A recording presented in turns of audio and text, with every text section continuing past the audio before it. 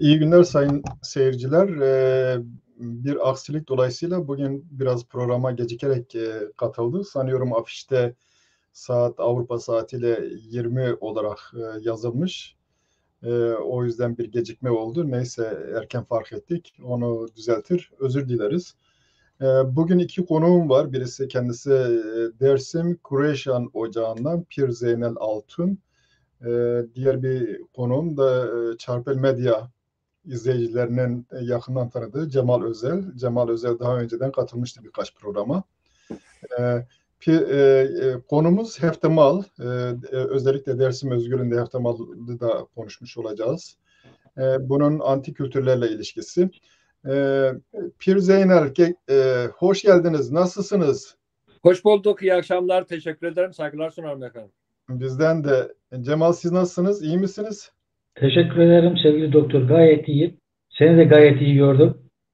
Fena değilim. Fena değilim. Zaman geçiyor, yaşlanıyoruz ister istemez. Pir Zeynel, şimdi siz özellikle benim tabii yakın zamanda tanıştık. Cemal anlattı. Siz babanızla birlikte babanız Kureyşan Ocağı'nın pirlerinden onunla birlikte bir dizi cemaate katılıyorsunuz. O yüzden sizin inançla ilgili, kültürle ilgili sizde epey bir bilgi var. Bunların her birisi elbette biz konuyu araştırmak isteyenler açısından bir antropolojik kaynak, veri. Dolayısıyla biz bu programımızda aslında sizin sunacağınız verileri de kayıt altına almış oluyoruz. Son derece değerli. Artık bunu antropologlara bırakacağız. Onlar belki daha iyi ürünler de çıkarabilirler. Heftemal gerek Dersim'de gerek Koçgiri'de önemli. Yani Nevroz son yıllarda girmeye başladı. Daha çok politik olarak girdi aslında Nevroz.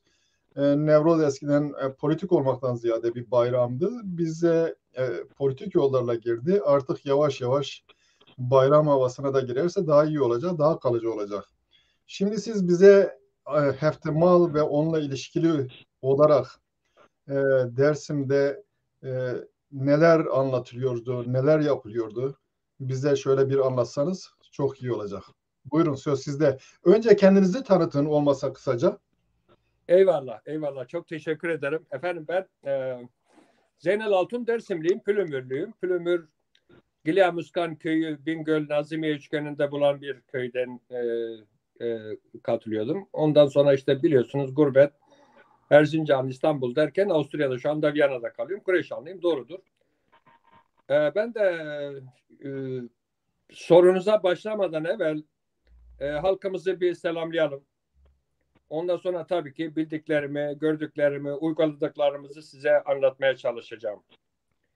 Şimdi bizim pirimiz derdi ki evladım, Cenab-ı Hak insanoğluna meleklerden üstün olmak şartıyla bir takım yetenek, kabiliyet, sevgi, saygı, akıl gibi nice nimetler vermiştir.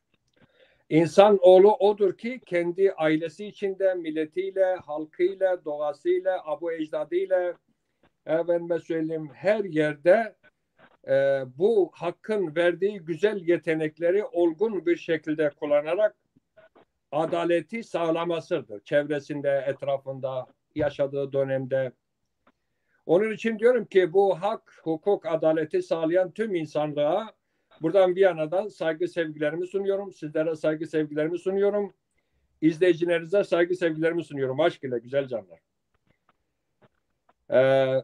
Sorunuza gelmek isterseniz efendim tabii ki bizim Dersim Kızılbaş Alevi inancında mevsim senin nasıl 4 mevsimse ama biz mevsimi 2'ye bölüyoruz. Yani sonbahar, kış, ilkbahar, yaz olmak şartıyla. Sonbahar son ayları, kış aylarında işte Helyas dediğimiz, efendime söyleyeyim Gagan dediğimiz, Çele dediğimiz aylar batini aylardır, ibabet aylarıdır. Orada bizim özellikle Hızır ayı bir takım kültürler, geleneklerimiz vardır.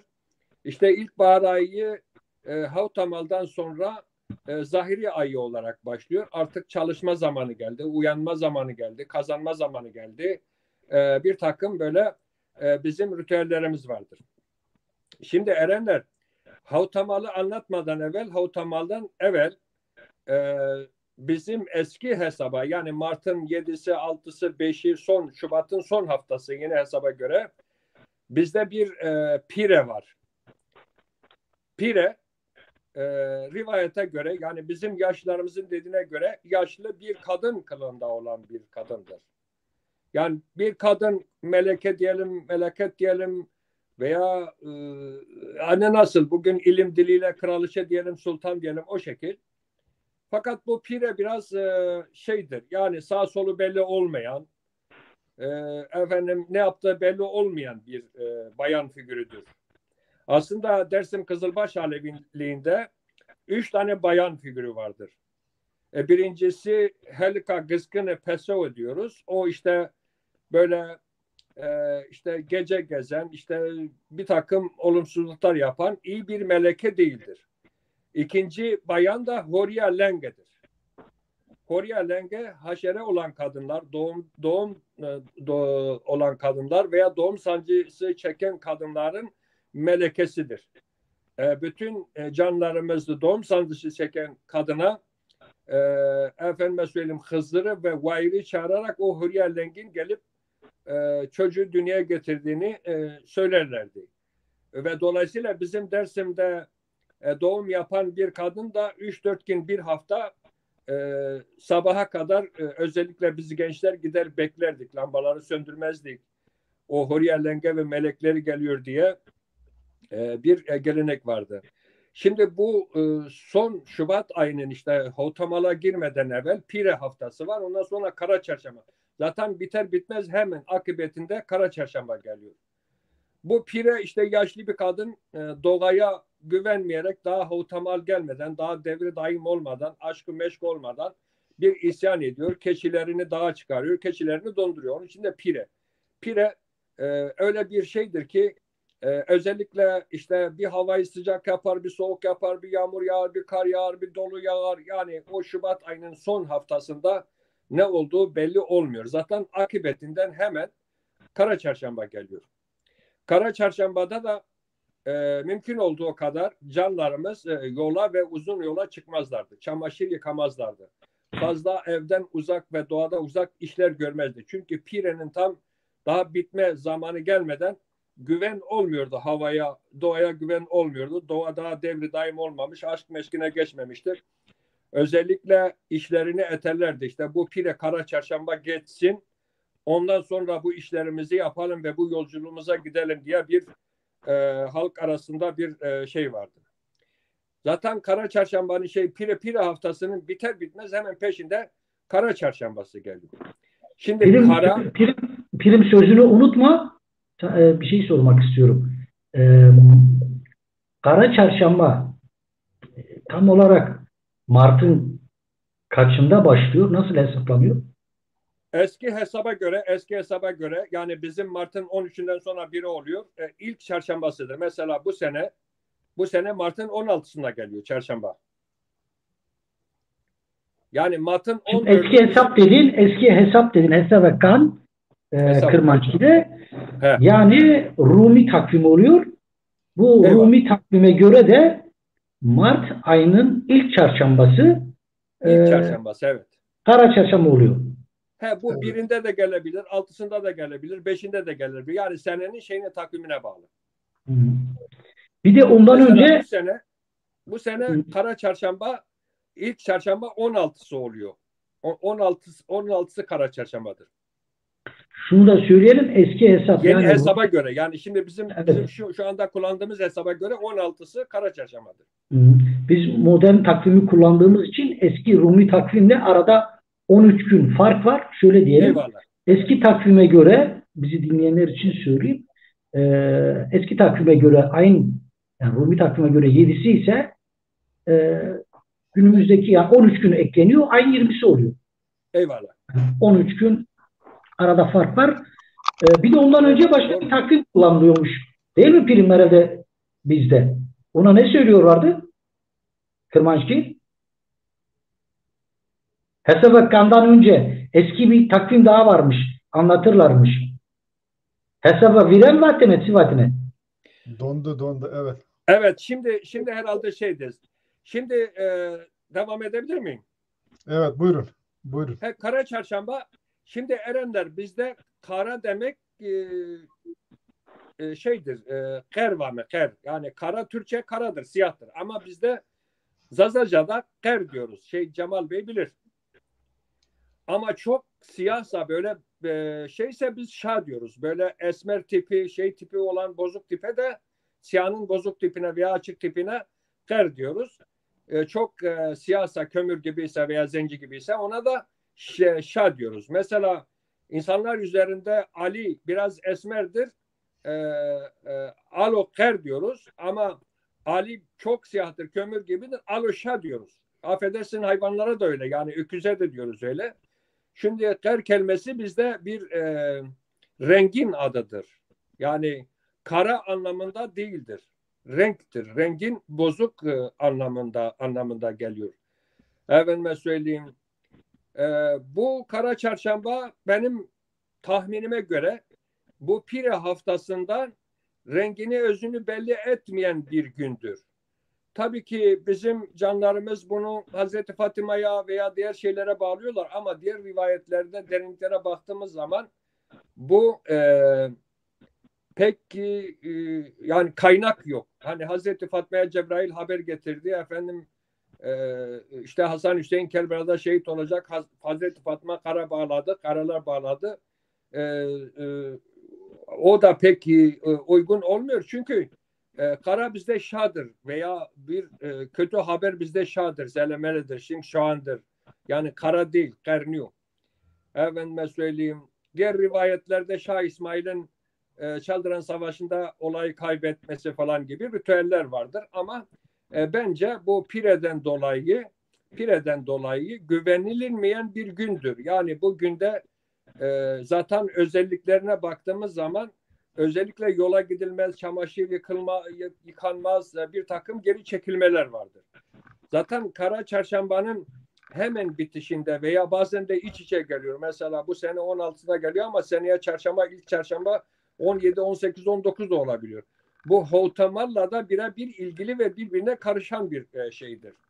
Şimdi bu Kara Çarşamba'da özellikle insanlar Şilan'dan geçerlerdi. Şilan dediğimiz Kuşburnu'ndan yapılmış bir o kuşburnunun filizlenmiş tarafından uzunca bir şey keserlerdi.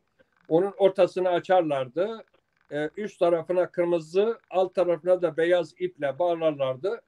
Kişiler böyle çember, yuvarlak şeklinde aile bir pir tarafında veya kendi rahberi, musahibi veya bir evladı Resul veya bir zat insanı kamil tarafında o Şilan'dan geçirirlerdi. Şilan'da işte şimdiye kadar yapmış olduğumuz hata, kusur geride kalsın. Efendime söyleyeyim, yeni sultan geliyor, Hotamal geliyor, devri daim oluyor, aşk meşkine kavuşuyor. Dolayısıyla Neu Mart'ta yeni sultan, yeni gayr geliyor. Bu sultana bedenen temizlemek ve orada özünü dardan çekmek için Şilan'dan geçiliyorlardı. Ondan sonra canlarımız özellikle akarsu kenarlarında o yassı taşları getirip bacanın etrafına koyarlardı. Zaten Hotamal'da başlamış üzere. Herkes kendi ismini verirdi bir taşa, sırayla koyarlardı. Bir tanesini de misafir için koyarlardı. Bir tanesini de efendim mal davar için koyarlardı.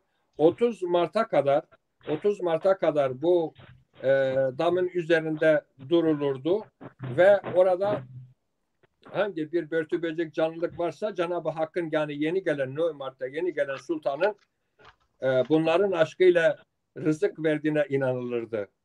Efendime söyleyeyim. Kara Çarşamba öyleydi. İbadetler, dualar yapılırdı.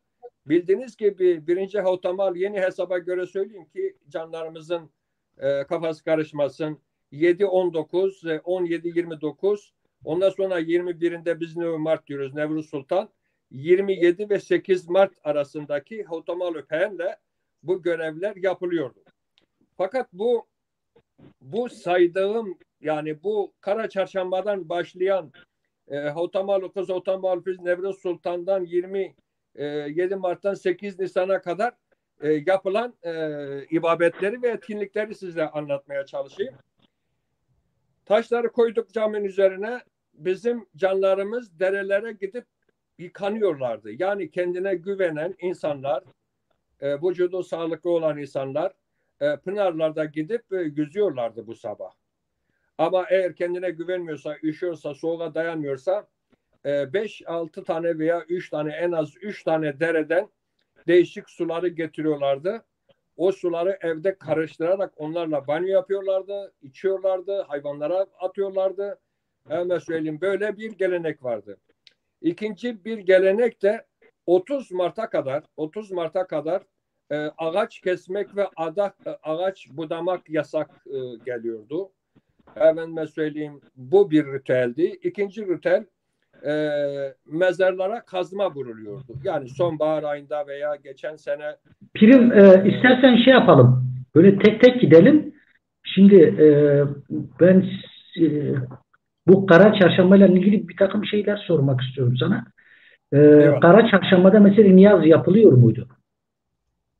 Sen evet, hatırlıyor yani musun? yerlerine göre, herkes yapmıyordu ama yerlerine göre ibadette yapılıyordu, cemde yapılıyordu ama ben ana şeyler, yani can alıcı damarlarını söylemek çalıştım. Çünkü fazla uzamaması adına yola çıkılmıyordu. İkinci bir şey, çamaşır yıkanmıyordu. Çamaşır yıkanmıyordu. Peki şey yapıyorlar mıydı? Mesela zevki şeyler yapılmıyordu. Zevki neşeli şeyler yapılmıyordu. Yani zevk verici şeyler yapılmıyordu. Peki hiç buğdayı haşlıyorlar mıydı? Ona geleceğim. Oraya geleceğim. Evet. Bunu sırayla söylüyorum işte. Bu Kara Çarşamba'dan başlayan. Fakat buyurun, yani hepsi aynı gün yapılmıyordu. Onu demek istiyorum. Tabii onun için ben dedim sırayla hani gidelim. Mesela diyelim ki Kara Çarşamba'da ateş falan yakıyorlar mıydı? Sen bir şey hatırlıyor musun köyde? Ateş falan yakar mıydı? Oraya da geleceğim. O şeyde Cemal anlatsın, sonra soru sorarız. Evet. Geleceğim, onları hepsini anlatacağım efendim. Evet. Buyurun, siz anlatın. Evet. Şimdi mezara kazma vuruluyordu efendim. Yani bunu sırayla geleceğim ama tabii bu hepsi Kara Çarşamba'da olmuyordu. Yani 17'sinde, 18'inde, 15'inde, 16'sında böyle sırayla millet yapışın birbirine haber veriyorlardı. Mesela diyorlardı ki Zeynel Altun ölmüş, mezarına kazma vuracağız. Millet oraya toplanıyordu. Anladın mı abicim? Bu mezara kazma vurmak da işte bizim Dersim Kızılbaş Alevi geleneğinde işte Koçgil'de, Bingöl'de efendim bir takım bizim Alevi Kızılbaş canlarımız da var. Efendim söyleyeyim, mezara gidip kışın yağan yağmur, esen rüzgardan dolayı toprak baskın bir şekilde olmuş. O toprak tabii mezarın kaybolmasına sebebiyet veriyor. İşte taşlar, kerpiç, toprakla kaldırırlardı. Mezarın üst tarafını kazmayı böyle tarla sürer gibi karıştırırlardı ki orada otlar bitsin, orada kuşlar gelir yuva yapsın. Hatta bizim bir Dersimli dede diyor ki ben ölürsem Dersim'in dağ eteklerine gömün beni, kuşlar yuva yapsın, kengerler bitsin, mezarımda işte kuşlar gelsin su içsinler gibisinden. Bu mezar kaldırma olayı pir, rehber ve dede marifetinde dualar, gülbenkler okularak bu mezarı kazma vurulurdu. İkinci bir olay da mezar nakli vardı. Mezar nakli, onu arz etmeye çalışacağım. Ben böyle kısadan anlatacağım. Tabii siz bunu not edin. Mezar nakli şöyleydi erenler.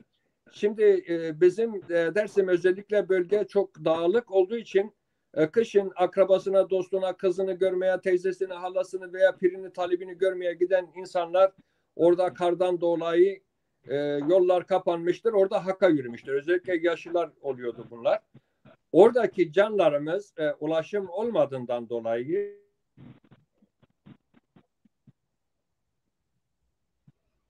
evet, dondu. Dondu maalesef. Aha. Evet. Geliyor mu sesim? Görüntü gidiyor.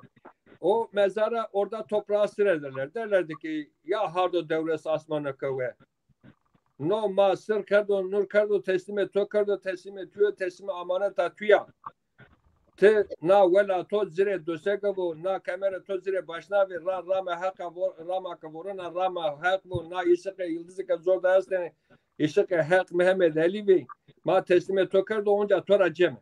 Yani toprak ananın kucağına sır eder, teslim ederlerdi. Özellikle hotamal fark etmiyor. Büyük hotamal, küçük hotamal veya Ortancı Hotamal'da mezar nakli yapılıyordu. O köylerde yine dede marifetinde, hoca marifetinden gidip efendime söyleyeyim o köydeki ölen kişi emanet toprağı vermiştir. Kendi köyü, kendi mezarına, kendi aile mezarlarına getiriliyordu.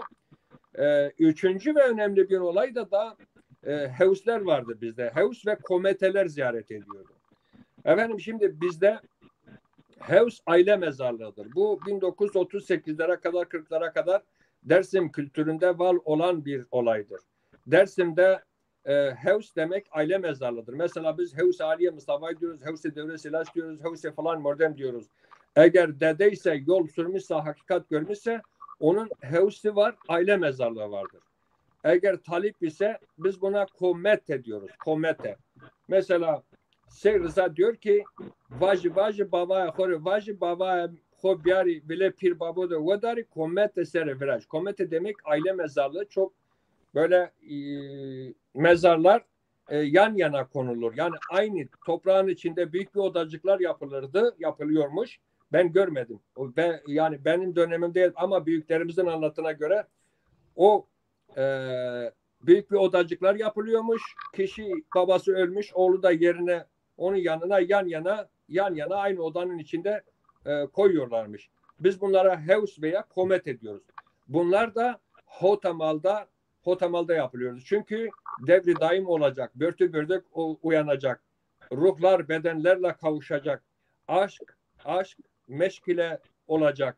Dolayısıyla bu bir gelenek de böyle vardı. Üçüncüsü sizin biraz evvel dediğinizde dani pişirme vardı efendim.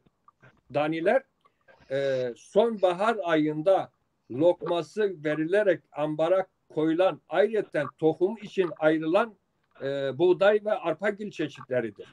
Bu iri buğdaylardan yapılıyordu.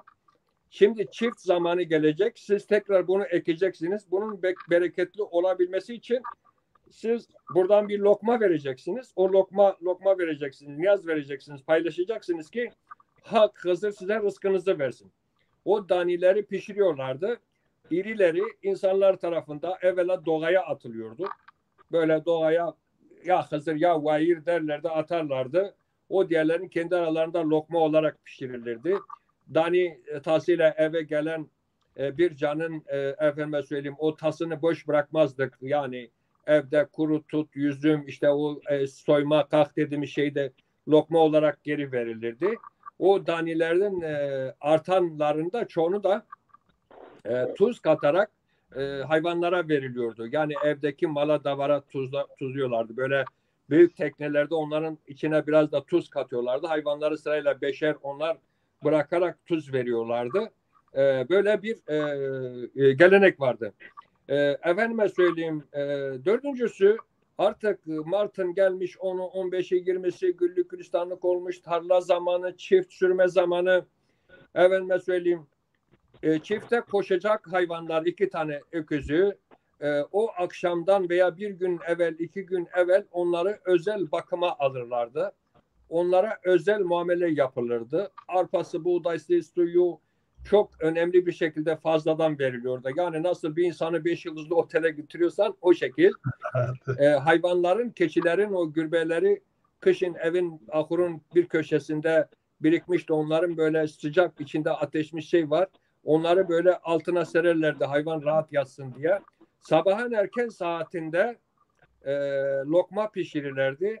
O hayvanları çifte koşarlardı. Hayvanlar 3-4 kere bir tur attıktan sonra onları getirir durdururlardı. Mola verirlerdi. Evde pişirmiş oldukları niyazı getirip o hayvanın ayağının altında bölüşürlerdi. İlk lokmayı o hayvana verirlerdi. Efendime söyleyeyim ondan sonra biraz da doğaya atarlardı o lokmayı. Orada yumuşak topraktan özellikle bizim bu loga kore dediğimiz böyle toprağı üstüne koyan köstebek onun böyle kum gibi erimiş toprağı yeryüzüne çıkarıyor. Onda güneş vurmuş biraz sıcak. O hayvanlara mesaj yapılırdı. Boyun kısmına, bel kısmına mesaj yapılırlardı. Hayvanlardan helallik, rızalık isterlerdi. Ey eyvane haki. Tuzanak eni gursaramu. Gerekama vujmera. Rızkı hu buajme hakra. Evime söyleyeyim. Nekay tik marı gurena. Eme gidere moa. Mazome ke tekefelina. No zoru. Ama hak ahomari helal kılmak töre kemameli hayvandan özür diliyorlardı. Yani helallik arıyorlardı. Hakkını bize helal et gibisinden bir helallik alıyorlardı. İkinci bir dönemde, ikinci bir etkinlik de hayvanlara karşı olan saygıdan dolayı bütün kışın evde kapalı kalan Mayıs'ta veya gübreden, tozdan, ahurda kirlenen hayvanları söyleyeyim irgat yapıyorlardı. Köylü kadınları veya yetişkinleri derelerden su getirirlerdi. Dolayısıyla o hayvanları büyük teknelerin içinde yıkarlardı. Efendime söyleyeyim yıkarlardı, temizlerdi ki çünkü onlar da doğa, güllük, gülistanlık, yaz, bahar gelecek. Bunlar da temiz bir şekilde baharla beraber güzellik versinler. Onu yapmayan aileler bir hayvan gelmişse üstü başı kötüyse, kirliyse, Mayıs'ta şeyse ya diyorlardı ki yazıktır, günahtır. Bu Allah'ın hayvanına hizmet etmemiş. Çünkü hayvan da size hizmet ediyor, mamul veriyor. Siz de ona hizmet etmek ki zorundasınız. Bilmiyorum nasıl anlatabiliyor muyum? Yo, çok iyi anlatıyorsunuz tabii. Çok Evet. güzel. Siz devam edin, buyurun. Evet. Şimdi işte bunlar bu etkinlikler yapılıyordu. Efendime söyleyeyim bunlar yapılırken en çok bizim Dersim Kızılbaş Alevi inancında Hızır ile Vayır çağrılıyordu. Yani ya Hızır ya Vayır. Hemen söyleyeyim Nö Martı yani 21 Nevruz'u çok ciddi bir şekilde bekliyorlardı. Yeni bir sultanın geldiğini söyleyecekler. Yeni bir meleke geldiğini söylüyorlardı. Özlüğünü dara çekip kendini ihbar ediyorlardı. Dardan geçiyorlardı. Yani dardan, la şilan dar biz buna diyoruz. Dar kelimesi bizim anladığımız Türkçedeki dar veya şu değildir. Zaten dara duran bir insan, erenler ceminde dara duran insan, bunu biz pirlerden sorduk. Yani daha geniş de açabiliriz programımızın açısından diyorum. Dar bizim için dar ağacıdır. Önemli olan o dar ağacına gidip aklanıp paklanıp ölmeden evvel ölmektir. Bazı canlarımız kendini ihbar ediyor. Diyorduk ya ben işte kışın Ali'ye, Hasan'a ve Veli'ye bu haksızlığı yaptım. Veya tarlasından bir tas mamul fazla aldım. Veya şunu dedim veya yalan söyledim. Orada özünü dara çekiyordu. Yani beni ya asın ya da ben aşkla meşkle tekrar yoluma geri döneyim diye kendini ihbar ediyorlardı. Bunlar çağrılırken hepsi Vayır, Hızır, Düzgün Baba, jarlar, derler çağrılıyordu. Erenler, melekeler falan çağırıyorlardı. Çünkü Hızır bizim Kızılbaş Alevi inancında hakkın bir elidir, hakkın tecellisidir. Hatta hak kendisi olarak kabul edilirdi. Yani sırların sırrı, nurların nurundadır. Şimdi erenlerimiz gerek Zazaca gerek Türkçe'de çok güzel şiirler yazmışlardır. Bunların çok fazla ilerisine gitmeyelim. Ben size Firik Dede'nin mesela efendim canım efendim hayat dünya bir Evet. Telefon dondu ama birazdan gelebilir bu. Nasıl? Cemal, herhalde evet. sizin mi bilmiyorum. Şu anda Diyor ki, geldi. Tamamdır şu anda. erenler bitireceğim sizi dinleyeceğim. Firik Dede diyor ki dünya bir gemidir. Dümeni sensin, aşıklar toplanmış umanı sensin. Ben senin kulunam, sen benim sultanımsın. Yani bu zaten bizim diğer Kürt Alevi kızlarda da vardır. Yani hani diyor ki Hızır-ı Kelliko Gemiyan, Hızır-ı Desko, Hızır-ı Gavanu, Hızır-ı Gavan Etsetin. Yani her tarafta Hızır anılıyor. Hızır-ı Kelliko Gemiyan deniz ve derya Hızır'ı sanki ayrıymış gibi gösteriliyor. Fakat biz pirlerimizde öğrendiğimiz kadarıyla bu böyle değil. Yeryüzüyle gökyüzü suyun ayrılmasında Hızır'ın gemiyle dolaştığını söylüyorlardı. Hızır'ı Kelliko Gemagan, söyleyeyim Hızır bir yerde sultandır, bir yerde vayirdir, bir yerde haktır, bir yerde bilgedir, bir yerde yetişendir, bir kuldur. Yani halkın arasında gözüken, sorgulayan bir zattır. Şimdi biz bunları böyle ritüel olarak yapıyorduk. Diğer tarafta bu söz hakkı bana verirseniz tekrar bu Hotamal'ın Alevi inancındaki, kadim inancındaki sırlarını onları anlatacağım. Buyurun anlatın. Siz anlatın. Pardon, ben oraya geçmeden önce kısaca bir Çarşamba soruyla ilgili bir şeyler anlatayım. Mesela İran'da olsun, gerekse Yezidiler arasında Kara Çarşamba olarak değil, muhtemelen Çarşamba Suri olarak Çarşamba Suri, eyvallah, yani, eyvallah. Kızıl Çarşamba olarak kutlanır. Hatta İran'da dua ederlerken şunu diyorlar: bendeki hastalıkları, kötülükleri ve soluk rengi al, bana kendine ait olan sağlıklı kızıl rengini ver diye dua ediyorlar. Eyvallah. Ayrıca Çarşamba Sori ateşin bayramıdır. Nevroz'un kendisi de ateşin bayramıdır. Artık bu yer mi değiştirmiş bilemiyorum. Sizin dediğiniz gibi bu kare mesela bizim Kurmancı'da da vardır. Kara koyunlar da muhtemelen kare koyunludur. Çünkü onların koyunlarıyla meşhurdur. Kare koyunları var. Kare koyun, kare rengi siyahla mor arasında bir renktir. Eyvallah. Eyvallah. Siyahla mor arasında. Yani çok siyah olan, efendim Erenler, çok siyah olana biz şah diyoruz. Yani şah. Evet. Evet. Evet, bizde de reş diyorlar. Bu şeyde de var tabii.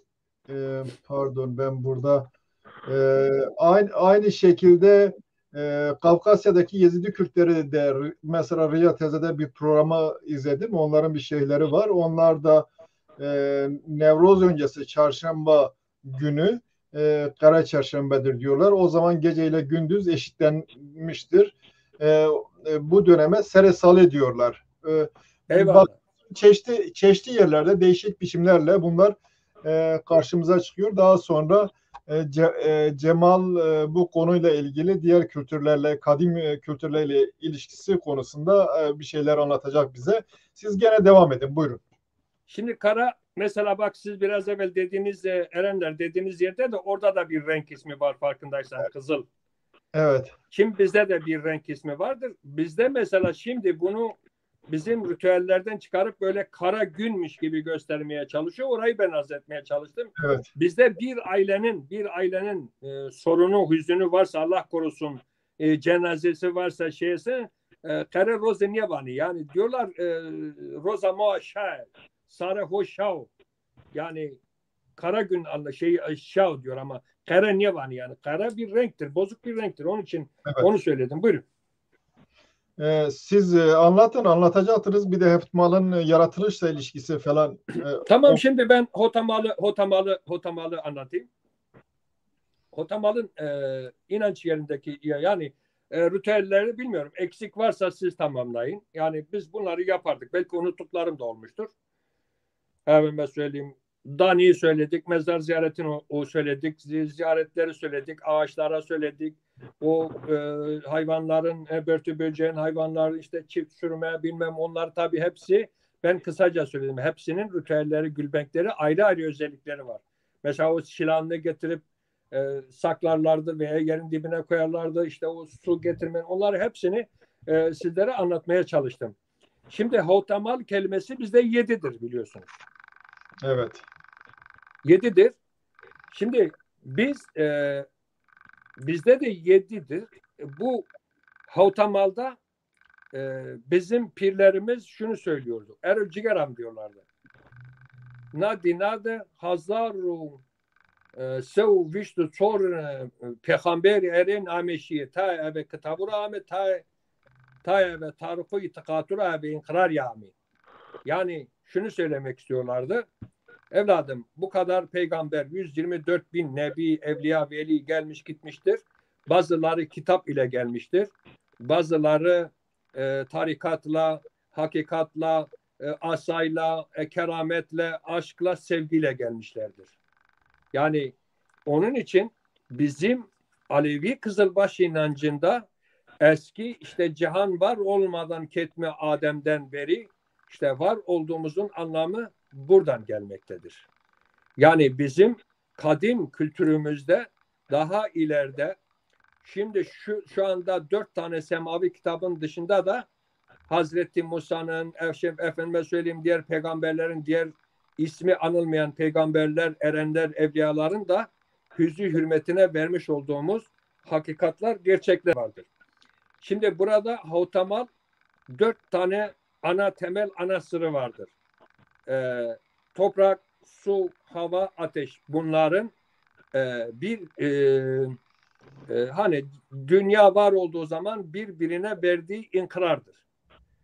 Bunlar inkrarından durabilmeleri, devri daimin olması, ruhların bedenlere kavuşması, börtünün böceğinin uyanması, yeşermesi, uyanması, kışın bütün ay mağaralarda şurada burada yatan hayvanların kalkması, bu 4 tane ana sır var. 4 tane ana sıra Kara Çarşamba'dan sonra, Havtamal'dan sonra yardım eden 7 tane element vardır. 7 tane yardımcıları vardır. Nedir bu? Rüzgar, bulut, şimşek, yağmur, yıldız, ay ve güneş. Bunlar da 7'dir.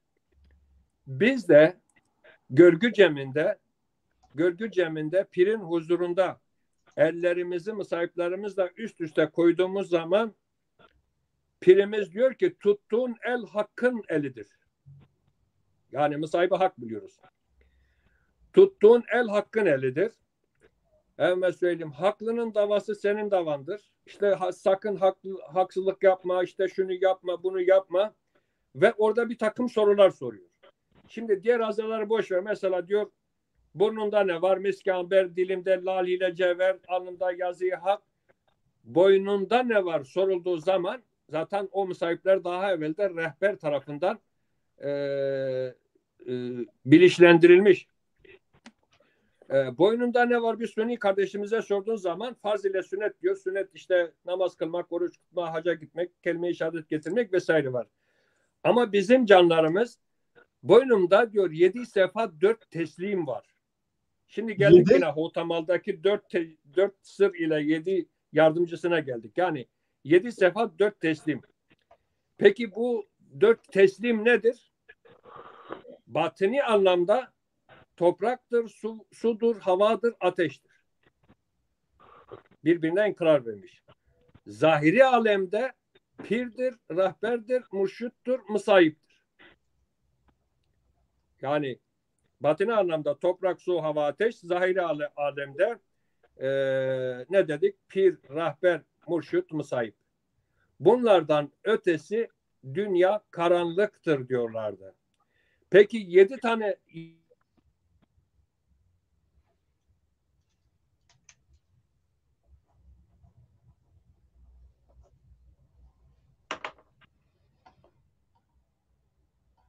Evet. Evet, geldik yine. 7 tane erkanımız var. 7 tane erkanında biraz evvel Huriye Lenge'den başladığım zaman bizim çocuk kadın doğum yaptığı zaman çocuğa isim koyma 40 çıkarma erkanıdır. Kurbanlar kesilir, pirler gelir, gülbenk okurur. Orada bir tane genç kız veya bir tane temiz bir genç çocuk masum pak onu kaldırır. Onun gülbenkte ey yer gök melekler siz biliyorsunuz ki bu adamın ismi işte Ali'dir, Veli'dir, Zeynel'dir. Biz buna ne diyoruz? İsim koyma erkanı. İkinci erkan nikah erkanı. Nikah erkanında çok önemli bir erkandır. Şu anda bizim canlarımız bunu unutmaya çalışıyorlar. Yani orada verilen söz çok sadıktır. Orada verilen söz kendi soyunun, inancının, kültürünün yürütmesidir. Mesela pir soruyor, diyor ki kızım, evladım siz evleneceksiniz. Önünüzde, karşınızda pir, aileniz, anne baba huzurunda, yanan çırağı hakkın huzurunda. Hemen söyleyeyim, kendi kültürüne, diline, inancına, yoluna, musahibine, inkararına bağlı kalacağına halkın ve hakkın üzerinde beyan ediyor musun? İnkrar veriyor musun? Nikah erkanında da verilen bir inkrar var. Aynı toprak, su, hava, ateş nasıl birbirine inkrar vermişse onlar da birbirine vermişler. Üçüncü erkan efendime söyleyeyim. Cem birlik erkanıdır. Dördüncüsü görgü cemidir. Beşincisi kivralıktır. Altıncısı cenaze erkanı ve 40 erkan. Yani bizde de nasıl Havtamal'da 4 teslim 7 element varsa bizim de inkararımızda 4 teslim 7 sefa var. Bu 7 sefa işte saydıklarım vardır. Efendime söyleyeyim. Bu hotamalın özelliği biraz evvel dediğim gibi aşkın meşka kavuşmasıdır. Dünyada devri daimin olmasıdır. Efendime söyleyeyim birbirine verilen sözün yerine getirilmesidir. Dünyanın çarkının dönmesidir adaletli bir şekilde. Efendime söyleyeyim eğer bu 4 elementten veya 7 elementten biri kendi görevini yapmıyorsa aksama oluyor. Sorun oluyor. Ama bunlar yerin gökün huzurunda inkar söz vermişler. Hepsi faaliyete geçiyor. Efendime söyleyeyim bu 4 tane ana sır faaliyete geçiyor. İşte bugün ilimsel anlamda da cemre düşüyor toprağa, suya, efendime söyleyeyim havaya, börtü böcek canlanıyor. Bu elementlerin görevleridir. Bu görevleri yerine getiren yardımcı eleman da mesela rüzgar bu aydan sonra cemre düşmüş havaya, suya. Rüzgar ılık bir şekilde eriyor. Biz ona vorever diyoruz. Bu ana sıra yardımcı oluyor. Karın bir an evvel kalkması için yardımcı oluyor. Bulutlar ve şimşekler gürlüyor, çakıyor, şimşek çakıyor. Miyaoli dediğimiz o gök kuşağı atıyor. Çünkü bulut öyle bir gürlüyor ki artık diyor devri daim oldu. Artık aşk meşkine kavuşacak. Artık çark yeniden dönecek. İşte bütün kışın toprak içinde kurumuş börtü böcek veya kurumuş çiçek tekrar açılacaktır. Tekrar aşk meşkine kavuşacak. Bahar gelecek. Vursar gelecek. Vursar demek, vurzerla demek anlamında kalkmaktır, uyanmaktır, uyarmaktır. Onun için ilkbahar uykusu çok güzel. Şimşek de bu görevi yapıyor. Şimdi evet bulutla şimşek. Ondan sonra yağmur, ılıksı bir yağmur yağıyor. O toprağa hamur gibi yoğuruyor. O toprakta canlılığın var olabilmesi için bu 4 ana sıra yardımcı oluyor. Efendime söyleyeyim yıldız, sabah yıldızı biz ona Astare Söder diyoruz. Astare Söder Hotamal ayından senenin hiçbir zamanında Hotamal ayında o kadar güzellikle doğmuyor. Astare Söder yani sabah yıldızı öyle bir güzel doğuyor ki insanlara ışık verecek ve daha uzun fazla gökyüzünde kalıyor. Dördüncü bir elementi ay. Biz ona Asma Zerde diyoruz. Asma ay her sene Mart'ın işte bu Hotamal'ın içinde 14'ü ve Tolunay olduğu zaman zerd oluyor. Yani tam sarı değil ama zerd rengi alıyor. Biz onun için ona diyoruz ki Asma Zerde. O sabah yıldızı da doğduğu sabah yıldızına da ne diyoruz? Astare Söder. Bizim pirlerimiz, dedelerimiz bu Hotamalı Vertende veya şurada Sepende Vertende şeye gidiyorlardı. Buger Baba veya Bakır Baba dağının tepesine gidiyorlardı. Benim rahmetli babam da gitti. Kendisine sorun. Bana nasip olmadı. Gidemedim. Orada gidip sabahın erkeninde akşam üstü Asma Zerde'yi, Astare Söder'i ve güneşin doğuşunu seyretmek için gidiyorlardı. Mesela ben babama sordum. Babam o güzelliği bir anlatıyordu bana. Anlatmaktan doymuyordu. Dedim ki evladım dedi yani o yıldızın doğması böyle dünyanın güllük gülistanlık olması kadar bir sevinç, bir neşe verdi bize. Büyük böyle 2 tane 3 tane top sahası büyüklüğünde bir kırmızılık dedi gökyüzünden oluştu dedi. Gittikçe küçüldü ve güneş doğdu. Güneş de tam ortadan atıyor. Ciddi bir şekilde görevini yapıyor. Aşkın meşke kavuşması, 4 tane sırrın birbirine kavuşması. Çünkü yeni sultan gelecek, Nevruz Sultan gelecek, Vair gelecek ve bu Gagan'daki şeyler öyleydi. Yani şunu söylemek istiyorum. O Hotamal'da da bizim 7 erkan 4 teslimimiz var. Hotamal bizde 4 ana sır ve 7 elementtir. Bizim de erkanlarımızda gerek Musayip erkanında gerek nikah erkanında bizim de 4 teslim 7 sır var. Batini anlamda 4 teslim pirdir, rayberdir, musayiptir, şeydir. 7 erkanımızda isim koyma erkanı, nikah erkanı, birlik erkanı, gölge erkanı, kiralık erkanı, cenaze ve dar erkanı. Onun için biz diyoruz ki 40 dar erkanıdır. Yani 40 da darda indirme erkanıdır. Eğer kişi kendisi halkına ulaşmamışsa, herhangi bir sorun varsa 40 erkanını yürütüyoruz. 40 erkanı bugün benim gördüğüm veya sağda solda medya üzerinde derneklerde gördüğümüz erkanla bir alakası yoktur. Çok az nadir yapılıyor. Neden? Çünkü 40 erkanında pir, rahber, musayip eğer yoksa onların vekili adına akrabaları gelir. Aile sorguya çekilir. Zeynel Altun ölmüştür. Falan Viyana bölgesinde yaşıyor. Börtüye, böceğe, kuşa, doğaya, arkadaşlara, akrabalara alacağı, vereceği var mı? Eğer burada inkar sahibi olan, yani güvenilir olan, yani gerçekten yalancı olmadı, doğruluğu kabul edilen kişi halkın huzuruna gelir, alacak vereceğim var der ise, siz de evlat olarak, musahip olarak, pir olarak, rehber olarak bunu gidereceğinize halkın ve hakkın üzerinde söz veriyor musunuz? Çünkü bugün onun 40 darıdır, dar erkanıdır diye aileden, musahipten veya gerekirse pirinden inkar sözü alır. Onlar da derler ki bizim kardeşimiz veya babamız hakka yürümüştür. Alacak vereceği olan varsa pirin huzurunda bunlar da ispatlı, delilli meydana gelmişse biz onu vermeye halkın huzurunda, hakkın huzurunda, pir huzurunda söz veririz derler. O da dar erkanıdır. Onun için Hotamal, işte bunları ben size anlatayım. Tekrar siz biraz anlatın. Benim sorularınıza gelirse ben cevap vereyim. Saygılarımı sunarım. Teşekkür ederim. Ben sadece şeyi sorayım. Mesela siz Cem'den bahsettiniz, erkanlardan bahsettiniz. Eskide sizin hatırladığınız kadarıyla orada Allah Allah mı diyorlardı yoksa hu mu diyorlardı? Allah Allah. Bizim dersinde genelde halla diyorlardı. Hu kelimesi biraz daha batıda geçiyordu. Allah Allah diyorlardı. Evet. Şimdi ben şöyle bir şeyi gördüm mesela. Şeyde, yani eski gelenekte Zerdüştüler arasında mesela onlarda gerçeğe aşağı diyorlar. Aşağı. Tabii Kürtçe'ye aşağıyla rıta kelimesini birleştirerek arasti diye geçiyor. Gerçeğe ulaşabilmek için üç kelime var. Humata, iyi düşünceler. Hukta, iyi sözler. Huvarişta, iyi eylemler. Yani evet, sorunuzu tam alamadım. Şey kesildi ya tekrar.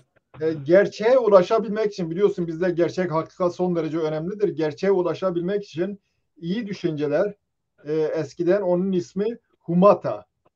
İyi sözler, hukta, iyi eylemler, iyi iş yani huvarşta. Bana öyle geliyor. Hu dediklerinde yani biz bu hem iyi söz söyleyeceğiz, hem iyi eylem yapacağız, hem de iyi fikirlere sahip olacağız, onu ifade etmek için. Tamam, huda da var ama Eyvallah. işin bir de bu tarafı var. Sonra mesela Seyit Süleyman, gene sizin oralı şeylidir, Malazgirt'in en büyük ocağının ismini unuttum şimdi. Baba Mansurludur, Malazgirtli. Ocağından Evet. diyor ki Adem'i 4 nesleden halk etmiş. Abbad, nar, hak. Bu 4 nesneye mukabil 4 nefis vermiş. Bad yani rüzgardır, ab sudur, hava nefes, nar ateştir. Narın kendisi ateştir. Mesela bizim Aleviler durmadan nardan bahsederler ama onun ateş olduğunu bilmezler cemevlerindeki. Eyvallah. Eyvallah. Halbuki hak ise topraktır. Bu Muhammed Emin Zeki'de de geçer. Şimdi Zerdüştülerde de bu böyledir. Hem de Platon'da da öyledir. Yani İslam'da ya da diğer Semitik dinlerde sadece 2 maddeden yaratılmışken bizde maddeye enerji vermek için ateş de gereklidir, rüzgar da gereklidir. Nefes, o yüzden nefes. Eyvallah. Eyvallah. Öyle bir şey var. Sonra bu 7 elementten bahsettiniz. Mesela bunları da şeyde görüyoruz. Bunların psikolojik karşılıkları falan da var. Famdır, fikirdir, nefistir, hırstır, tama, edep, bu tür şeylerdir. Eyvallah. Bunların karşılıkları olarak. Bunların her birisi bir tanrıya ayrıca denk düşüyor. Zaten Hindistan'da bu tanrılar bir kabine gibi çalışıyor. Yüksek tanrının çevresinde. Zerdüştilerde de öyledir. kabine olarak çalışıyor. O yazatalar işte kutsal melekler dediğimiz şeyler. Zaten onlar daha sonra melekler olarak İslam'da da yerlerini buluyorlar yani. Ben kısaca bu bilgiyi vereyim. Sonra biz Cemal'a geçelim. Cemal, sen bu konuda biraz senin alanına girdim. Ben diğer kültürlerle ilişki konusunda siz anlatın. Pirim, siz isterseniz yani hem bana hem de Cemal'a sorular sorabilirsiniz. Cemal, siz ne Evet. anlatacaksınız Hefmal'la ilgili diğer kültürlerle ilişkisi Ya konusunda? aslında şöyle başlayayım da. Evet, Ben Pir demin bir şey anlattı, ilginç bir şey anlattı. evet, Sabah yıldızı çıktığı zaman evet, bu çok çok güzel, önemli. Ben onu, evet, çok güzel bir ortamın olduğunu evet, söyledi. Ve güneş de falan çıktığı zaman böyle büyük bir kızıllığın oluştuğunu falan, güzel bir görüntünün olduğunu, bunun da bir dini karşılığı olduğunu sanırsam belirtti. Pirin bu sabah yıldızıyla, bu Venüs'tür. Bizde ona Astereçik de diyorlar, Kırmançki. Eyvallah. Bununla o güneş çıktığı zaman ikisinin arasında bir aşk varmış gibi sanki sen bahsettin. Ben yanlış mı duydum? İkisinin Doğru, arasında doğru, aşk mı doğru, vardı, doğru. sevgi mi vardı? Ama onu yaşamanız lazım. Yani görmeniz lazım. Yok yok, onu demiyorum. Yani senin baban öyle mi anlatıyordu? Yani Evet, o öyle anlatıyordu. Yani diyordu ki ben sabah baktım görüntüyü, yıldızıyla, diyordu ki seni tamamlayacağım şöyle kısa bir şey. Oradaki o güzelliği, o aşkı anlatamazsınız. Yani insan böyle ne bileyim hani aşktan böyle uçuyor havalara. Oradaki orman diyordu. Ormanın o bütün ağaçları sanki onların yaprakları müzik çalıyor. Sanki böyle bir ayrı bir dünyadaymışsın gibi kendini hissediyorsun. O şekilde ben anlatmaya çalıştım. peki şunu söyledi mi? O hani kızıllık çıkıyor ya güneş doğduğu zaman. Hani o Evet, astere söylür gidiyor ya. Ondan sonra güneş doğuyor değil mi? Bu evet. ikisinin arasında bir sevginin olduğunu falan söyledi mi? Öyle bir şeyler anlattı mı? Yok yani o şey diyordu yani bu şeye bağlıyordu tabii Tanrı'ya bağlıyordu yani hak diyordu işte Tijan Mehmet, Aslan Sere Söder, Tijan'a Fatıma böyle şey yapıyordu. Fakat işte o özellikle altını çizeyim şunu yani bu Havtamal'da bu güzellik daha fazla oluyor gibisinden veriyordu. Çünkü bunlar Hmm. Büger Baba'nın tepesine dağına gitmişler. Daha çok yüksek oradan yani özel olarak grup halinde gitmişler bunlar. Yani halk gidiyormuş eskiden. Bu hangi dağ dedi Piro? Ya bizim bu Plömür, Büger Baba, Bağırdağ, Plömür Ha, şeyi. tamam tamam, ha, He, tamam. evet. Tamam Bayağı anladım. yüksek bir dağdır. Şimdi zaten Dersim'de kısaca şey yapayım. Dersim'de 7 tane büyük ve kutsal dağ vardır. Siz hangi dağın tepesine giderseniz o diğer dağların tepesine rahatlıkla görebilirsiniz. Mesela siz daha iyi biliyorsunuz. Bizim pirlerimiz o dağların da birbirine inkırar verdiğini yani bu 7 sefa 4 teslime bağlıyorlardı. O Dersim'i böyle avuç gibi içinde hangi tepeye giderseniz kuş bakışı bakar görürsünüz. Öyle yani. Öyle o dağlar da hepsi kutsal yani. Buger Baba, Düzgün Peki Baba. bu yürde şey çıktığı zaman, güneş çıktığı zaman o zaman şey mi diyorlardı? Bımbarek, Vejiye falan öyle bir şeyler söylüyorlar mıydı? Tabi Tica Sabahleyin. Mehmet, Ticaoğlu diyorlardı. Genelde Hı hı. Ticaoğlu, Tica Mehmet diyorlardı.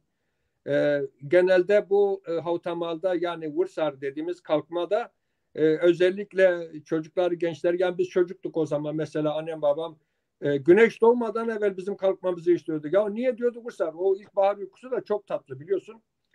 Efendime söyleyeyim. Diyorlardı ki kalkın işte bakın börtü böcek uyanıyor, hak rızk veriyor işte dünya yeniden devri dolma oluyor, ruhlar bedenlere kavuşuyor. Efendim bu oluyor, şu oluyor, çalışın kalkın bizi çok erken daha güneş doğmadan kaldırıyorlardı.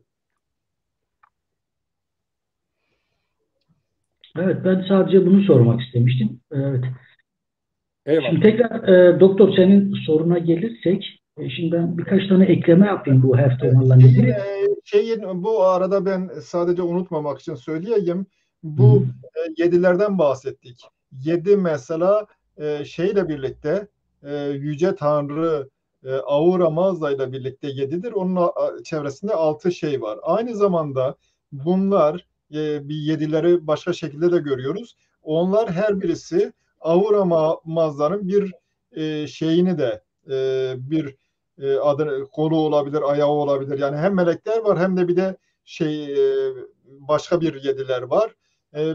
Bunların psikolojik karşılıkları da var. Şimdi dolayısıyla 6 batini ve zahirilikle 6 bir araya getirildiği zaman 12'ler ortaya çıkıyor. Yani 12 herhangi bir şeyin iki yüzü var. Batini tarafı ve zahiri tarafı. O zaman 12 sayısının kıymeti de oradan ileri geliyor. Onu söylemek istiyorum. Bu hem Yunan'da, eski Yunan kültüründe var, hem de Orta Doğu'da var ve burada işte 12'lerin değişik kültürlerde bu kadar kıymetli olması, daha sonra İslam'a geçmesi, daha sonra o Hristiyanlıkta 12 havariler, İslam'da 12 imamlar falan, bütün bu şeyle ilgili, bütün bu geçmişle ilgili. Dolayısıyla kültürlerin ve inançların bir geçmişi var. Öyle herhangi birisi yazdığından dolayı oluşmamış. Biz bunu anlatabilirsek o zaman başarılı olmuş olacağız. Zaten Kürtler de bu bölgenin yerlileri olduğundan dolayı gerek kuzeyden ve gerekse güneyden gelen kültürel akımlardan etkilenmişler, hem de onları etkilemişler. Buyurun Cemal. Şimdi önce bu istersen şeyi anlatayım ben. Bu 7 yani heftomal dediğimiz 7 mal demektir. Evet. Bu heft Aryanik bir rakam. Evet. Mal ise görüldüğü kadarıyla veya biz anladığımız kadarıyla bu Arapça olması lazım. Yani 7 şey demek. Türkçe'ye çevirirsek. 7 şey demek. Niye 7 şey demişler? Tam olarak bilemiyoruz. Yani belki de takiye yapıldı ki büyük ihtimal böyledir. 7 kutsal şey olarak algılamak lazım. Şimdi bu kültür benim incelemelerime göre eski Sümer'den gelen bir şey. Çünkü Sümer'de 7 tane tanrı var. Yani 7 tane panteonu oluşturan 7 tane ana tanrı veya tanrıça var. Bunlara izafen söylenmiş. Yani bunların hepsi de bir şey yaratıyor. Yani biz bu kozmos dediğimiz şey, evren dediğimiz şey yaratılmasına ve evrenin içindeki tabii ki şeylerden de alakalı. İnsanlar, bitkiler, hayvanlar vesaire. Ya da cansız maddelerin yaratılması diyelim. Hepsi bir şekilde bunlara katkı sunmuştur. Yani benim tahminim bizdeki bu heftomal ta geri oraya gidiyor. Evet. Yani 7 tane kutsal şey demek oluyor. Buna da ben 7'lik sistem diyorum. Bu 7'lik sistem buradan işte bu Sümerleri yıkan Amurit kökenliler var. Ondan sonra Akatlar falan Babil, Asur falan böyle devam ediyor. Haldiler ya da Keldani dediğimiz eski Keldiler. Ve Harran'daki Şemsiler falan bunları almışlar. Böyle bu Sami kökenli topluluklar bunu kullanmışlar bu 7'lik sistemi. Daha sonra bölgeye gelen Aryenler ya da İraniler bunu almışlar. İşte senin bahsettiğin şey daha sonra Aryenlerin bir kolu şey oldu, Zerdüştlü oldu. Onlarda da devam etti. İşte demin senin bahsettiğin Ahura Mazda ve onun altındaki Amesha Shpenta dedikleri 7 tane şey var. Kutsal melek diyelim. Ve bunlar da her biri bir şey yaratıyor. Ve bir şeylerin sorumlusu. Mesela diyelim hayvanların sorumlusu vardır. İşte metallerin sorumlusu vardır ve yaratılmış. Mesela bizde Kırmançgı'da hala söylenirler. Vair denir bunlara. Mesela vair mal gavu derler. Vair şey derler. Yani evin sahibi veya evin sorumlusu, hayvanların sorumlusu. Vaire ceranı, vaire mal gavu herkesin evet, yani, görevi var. Evet. Aynen öyle. Evet. Yani onun gibi bir şey. Hepsinin bir görevi var. Yani bu 7'lik sistem oradan geliyor ve Mitracı olan İraniler üzerinden Hinduizme de giriyor. Yani Hintlere de geçiyor. Daha sonra bu şeylere de geçiyor. Yunanlılara da geçiyor. Yunanlılardan da Latinlere yani Romalılara geçiyor. Ki Roma zaten altyapısı Yunan'dır. Yunan medeniyetidir aslında. Hani onlara geçiyor. Bu 7'lik panteon böyle. Şimdi bizdeki bu heftomal da yani 7 tane kutsal varlık demektir aslında. Bir şekilde benim tahminime göre bu biraz da belki İslam'la da alakalı olabilir. Çünkü bölgeye İslam geldikten sonra dominant olmuş. kendi inanç sistemine yani inanç felsefesine ters gelen şeylere haşince bakmıştır. Buradan kaynaklanmıştır. Yani belki de onu perdelemek için, gizlemek için bizimkiler o kutsal varlıkların isimlerini söylememiş, yerine Arapçadan aldığı mal, yani şey tırnak içinde diyelim, kelimesini kullanmışlardır. Bu bana çok mantıklı geliyor. Şimdi bunu izah etmek isterim. İkincisi bu kara çarşamba. Evet.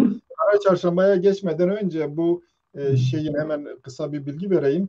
Yani Aryanlar geldikleri zaman bugünkü işte Türkmenistan ve Afganistan sınırları içerisinde Oksus kültürü denen bir kompleks var. Orada bir yerleşim birimi oluşturuyorlar. BMAC kültür kompleksi de deniliyor. Ama onlar geldiği zaman zaten daha önce de orada Elamlılar var. Elamlılar güneyden gitmişler. Dolayısıyla Sümer'den tut Akadlılara bilmem neye kadar onların kültürel kodlarını taşıyorlar, kültürel geleneklerine. Diğer taraftan Hintliler de var. Burada bir kültürler şeyi oluyor. Kültürler birbirlerini etkiliyorlar. Aryanlar onlardan alıyor. Zaten bu tanrı modeli Asur modelidir. Kendisinin Asur modeli olarak bilinir. Asurlar zaten bir de ticaretle uğraşıyor. Bu Hititlere kadar geliyorlar. Yani Anadolu'da Hatiler o bölgelerle ilişkileri var. Asur modelini temel alarak Vedalarda yedili sistem oluşturuluyor. Mesela Vedalarda aynı Zerdüşt'tekinin karşılığı olan şeyler var ama Zerdüştlik de zaten ondan alıyor. Vedalardan alıyor. Aynı daha değişik bir Aryan topluluğuna ait kutsal kitap Vedalardan alarak bunu şekillendiriyor. Ya bu senin dediğin çok sonralara olan bir şey. Şimdi Evet. Sümerler çok çok eskidir. Bu yedilik sistem. Yok zaten sonraları buraya getirdik. Onu kabul yani ettik. Akat var onlarda. Şimdi bu arkeolojik kazılarda çıkan tabletler var. Yani ben son yazı yazdım.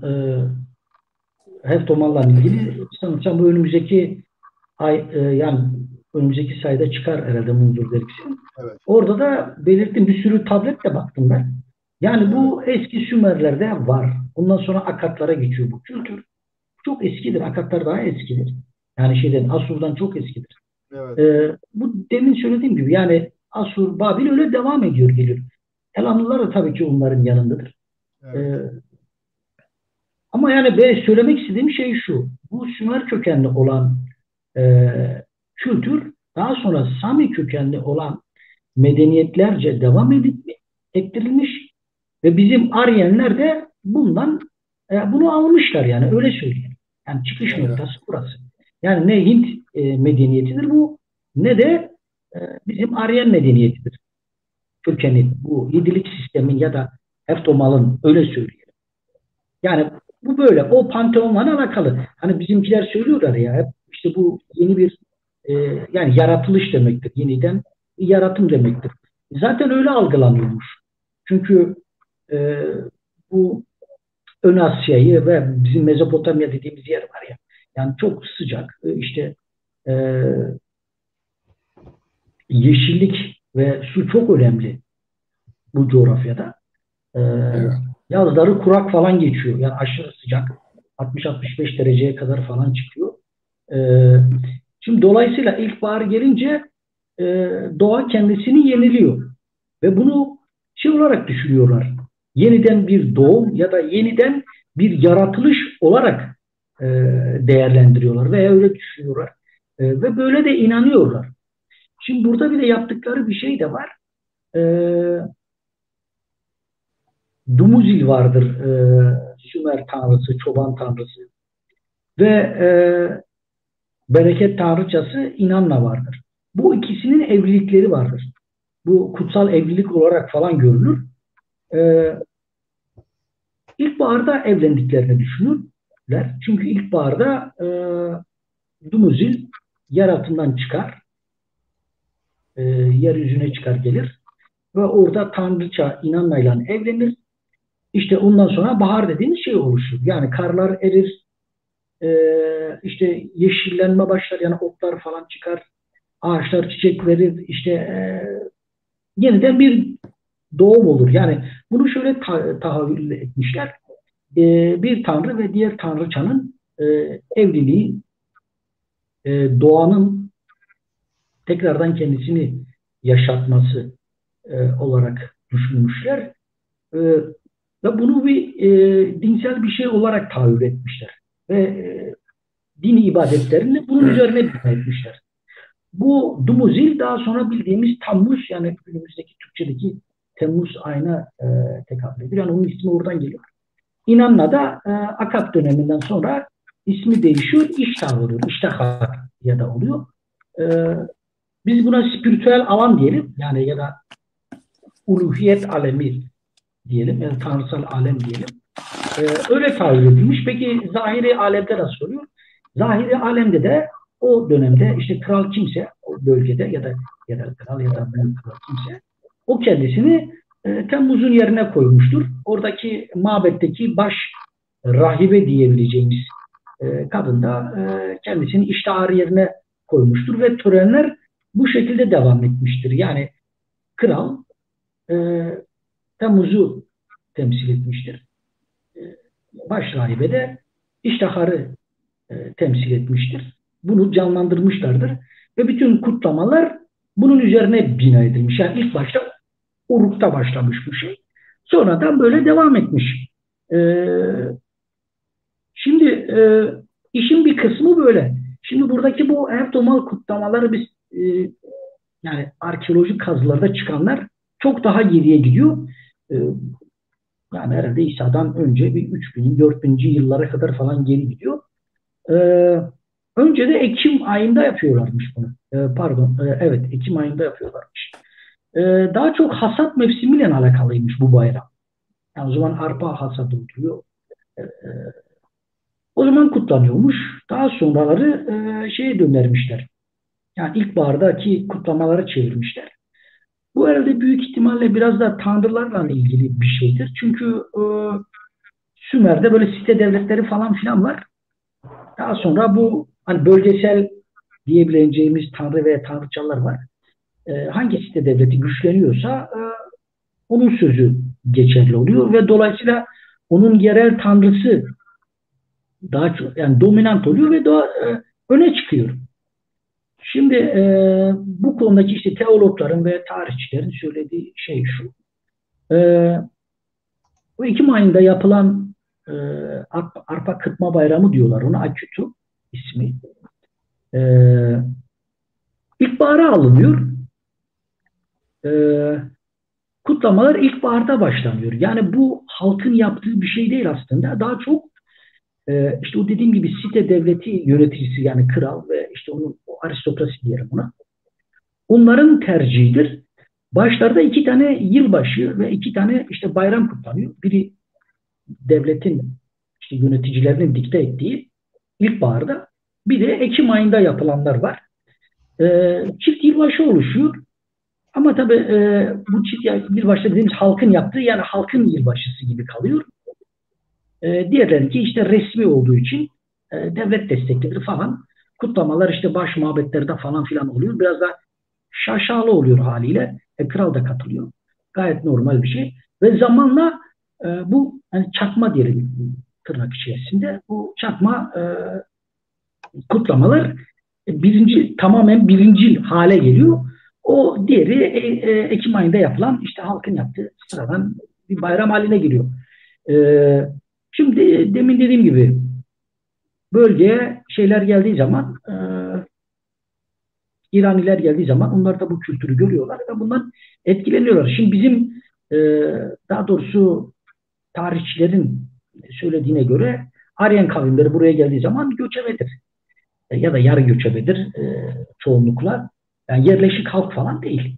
Ama o bölgenin yerleşik halkları var. İşte bu Sümer'den gelen işte o Sami kökenler bunlar yerleşik. Dolayısıyla bunlar tarım toplumuna çok çok önce geçmiş. Yani bu bahsettiğimiz Heftomal kutlamaları ya da bahar kutlamaları bu aslında tarım toplumunun bir kültürüdür. Yani ekici toplumun kültürüdür. Şimdi şöyle düşünelim. Mesela çölde Bedevi'yi düşünelim. Yani Bedevi için ilkbaharın gelmesi çok fazla bir yani önemi yoktur fazla. Ya da ne diyelim şeydeki mesela önemi var ya, kuzeyde yaşayanlar için çok önemli. Ya kuzeyde, kuzeyliler içinde yaşayanlar için baharın gelmesi çok önemli. tabii işte tabii yani çok önemli. Yani daha çok tarım toplumunun bayramı bunlar. Çünkü yani Evet. kış mevsimi gidiyor, e, doğa kendisini tekrardan yeniliyor. E, işte ekinler ekilmeye başlanıyor falan filan. Yani e, tarım toplumuyla alakalı bir şeydir bu. E, ritüel öyle diyelim, kutlamalardır. Bu kadar önemli ve de eski bir bayramdır. Bir sürü şey yapılıyorlar yani burada. İşte kurbanlar kesiliyor, sırf kanlı kurbanlar değil. Daha çok kansız işte kurban yani adak dediğimiz şeyler e, sunuluyor tanrılara, tanrıçalara. E, müzikli eğlenceler falan yapılıyor. Caddelerde, sokaklarda merasimler düzenleniyor, geçit törenleri falan yapılıyor. Yani bir sürü gösteri falan yapılıyor. Bir sürü eğlence falan yapılıyor. Çok güzel şeylerdir bunlar. Yani o zamanların ozanları şiirler okuyorlar, destanlar anlatıyorlar. İşte müzisyenler gelip müzik yapıyor falan. Böyle bir sürü şey var. Bir sürü etkinlik falan var. E, güzel de bir etkinlik e, bunlar. İşte bizde sürdürülen de bu kadim şey, ne diyelim buna? Kültür diyelim. Bu kadim kültür. Yani tekrar etmiş olacağım. Bu Aryenik falan değil aslında. Mesela hala Süryaniler mesela günümüzde hala yeni yılı 1 Nisan'da kutlarlar. Ki demin ben anlatırken bunu unuttum. Eski onların takvimine göre yeni yıl 1 Nisan'da başlar. E, onlar için öyledir. Yani e, senenin ilk ayı da Nisan ayıdır. E, Evet. onların takvimi tabii evet öyle başlar. Mesela Yezidiler de hala yeni yıl 1 Nisan'dır. Yani 21 Mart falan değildir. Ona Basimbar falan diyorlar Yezidiler. E, Cemal Bey bizde de bir hesabı vere var. Ha. Bu hesabı kan biraz evvel söylediğimiz o var. Bir de hesabı vere var. Onu kimse onu bilmiyoruz. Kaybettik maalesef. evet ben demin sana soracaktım. Böyle konuşma geçti. Sen söyledin hesaba giren dedin. Yani hesaba kandan yani Rumi takvimden Evet. bir eski takvimdir. Bu takvim meselesi de çok önemlidir. Çünkü bu kutlamalar falan ona göre hesaplanıyor. E, Eyvallah. yani eski Akat'tan gelen bir takvim vardır. E, bunlara bakmak lazım. Bu çok zor bir meseledir. E, bu nasıl olduğuna bakmak lazım. Hesaplamaları nasıl yapmışlar onlara bakmak lazım. Şimdi onlarda da 12 tane ay var. Yani bir yıl 13 aydır falan. Bunlara bakmak lazım. İranilerin kullandığı takvimler var. Ben şahsen bunlara baktım. E, yani 12 tane ay var. Ve bu her ay 30 gün çekiyor. Evet. Daha sonra bunları bir yılda da 360 tane yapıyor. Daha sonra Mısır'la bu Sasaniler döneminde Mısır takvimini alıyorlar. Biraz ekleme falan yapıyorlar. İşte bir yıla yani her aya bir gün ekliyorlar. 5 ay olması lazım. 5 gün artı çıkartıyorlar. Diğerlerini 30 gün hesaplıyorlar. Yani 365 güne denk getiriyorlar. Daha sonra Arap Müslümanları bu bizim coğrafyamıza gelip ele geçirdikten sonra onların tabii takvimi var. Ay takvimi var. Ay takvimi bizim bölgemize uymuyor. Bizim bölgemizde daha çok tarım ve hayvancılıkla uğraşıldığı için güneş Evet. takvimi önemlidir. Demin doktor senin sorduğun ya da söylediğin şey. E, ay Evet, yani takvimiyle bunları hesaplamak mümkün değil. E, yani buyur. bizde pazar günü Şemi'dir, yani Şems'ten gelir. Tabii Pazartesi tabii güneş. e, Şemi cumartesi Şemi'dir. İlk gün pazar, yekşem, düşem öyle gider. Yani güneş birinci güneş günü, ikinci güneş günü Avrupa'da da Sunday ya da Sönda gene güneşten ismini alır. Evet. Güneş takvimi kullandığına bu şeydir, delalettir.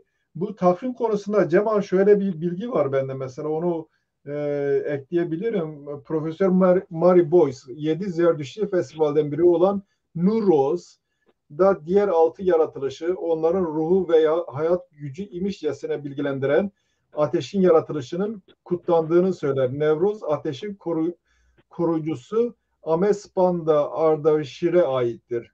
Farslar, bunu da başka birisi söylüyor. Farslar iki nehrin ülkesinin astronomi kozmolojisi ile birlikte yılı baharın ilk gecesi 20 Mart ile başlayan Babil'in takvimini de aldılar. Navruz yeni gün veya Navasart yeni yıl, Tanrı Marduk'un insanlığın kaderini yeniden canlandırmaya karar verdiği 1 Nisan'da eski Babil'in yeni yıl festivaliydi. İran toprağında büyük bir ulusal bayram olarak Navruz bugüne kadar kesintisiz olarak devam etti. Isabella Fontanella isimli yazar. Yani burada Babil'den alındığı söyleniyor bunun. Evet, yani bu 1 Nisan'da, yani Akatlar'da, Asur'da, Babil'de, Haldi, yani günümüzdeki Keldani, günümüzdeki Keldanilerle alakası yok. Veya bu Urfa'daki Harraniler veya Şemsiler dediğimiz şey, bu Sami toplulukları 1 Nisan'da yeni yılı kutlarlardı. Evet. Yani Marduk dediğinde Asur'un ve Babil'in şeyidir. Yani baş tanrısıdır. Evet. Yani Jüpiter'dir. Ona mesela cumartesi günü şey yapılmıştır, atfedilmiştir. Hani sen demin dedin ya, pazar günü işte Şems'tir. Şems şeydir, Aramice bir kelimedir. Güneş demektir. Ve dolayısıyla pazar günü onun içindir. Yani Almancası da Sonntag'tır. Pazartesi günü şey içindir. Yani Montag ya da Monday İngilizcesi. O da ay günüdür. Yani ondan sonra 3. gün işte Mars günüdür falan, böyle devam eder gider. Yani bu yedilik sistem dediğimiz şey bu haftalık sisteme şey yapıyor. Sen söyleyiver. Oluşmasına sebebiyet veriyor. Yani haftalık sistemin aslında kökeninde bu var. Şimdi bunu Yahudiler çıkartıyor. Şimdi Yahudiler Babil'e sürgüne getirildi. Şeyler tarafından, Babiller tarafından mecburi iskana tabi tutuldu orada. Şimdi bunlar gelip burada bunu aldılar. Cumartesi günü Jüpiter günüdür. Yani o günde hiçbir şey yapılmazdı. Yani Marduk günüdür. Tatil günüydü. Herkes giderdi. Şey yapardı. Marduk tapınağına giderdi. İbadet ederlerdi. Şimdi bunu aldılar. Yahudiler zaten Yahudilik dininin son şekli zaten Babil'de veriliyor.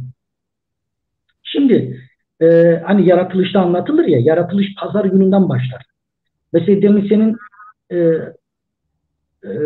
ismini zikrettiğin Süleyman Şahin vardır. Mesela onunla Kemal Kahraman şey yapmıştı, röportaj yapmıştı. Aynı zamanda Baba Necdi ile de, Mahmut Yıldız'la da röportaj yapmışlardı. İşte o da orada anlatır. Bizde de der, ilk yaratılan güneştir der. Yani pazar günüdür. Ve bu delil dediğimiz, çerah dediğimiz şey aslında ona izafen anlatılır diye söyler.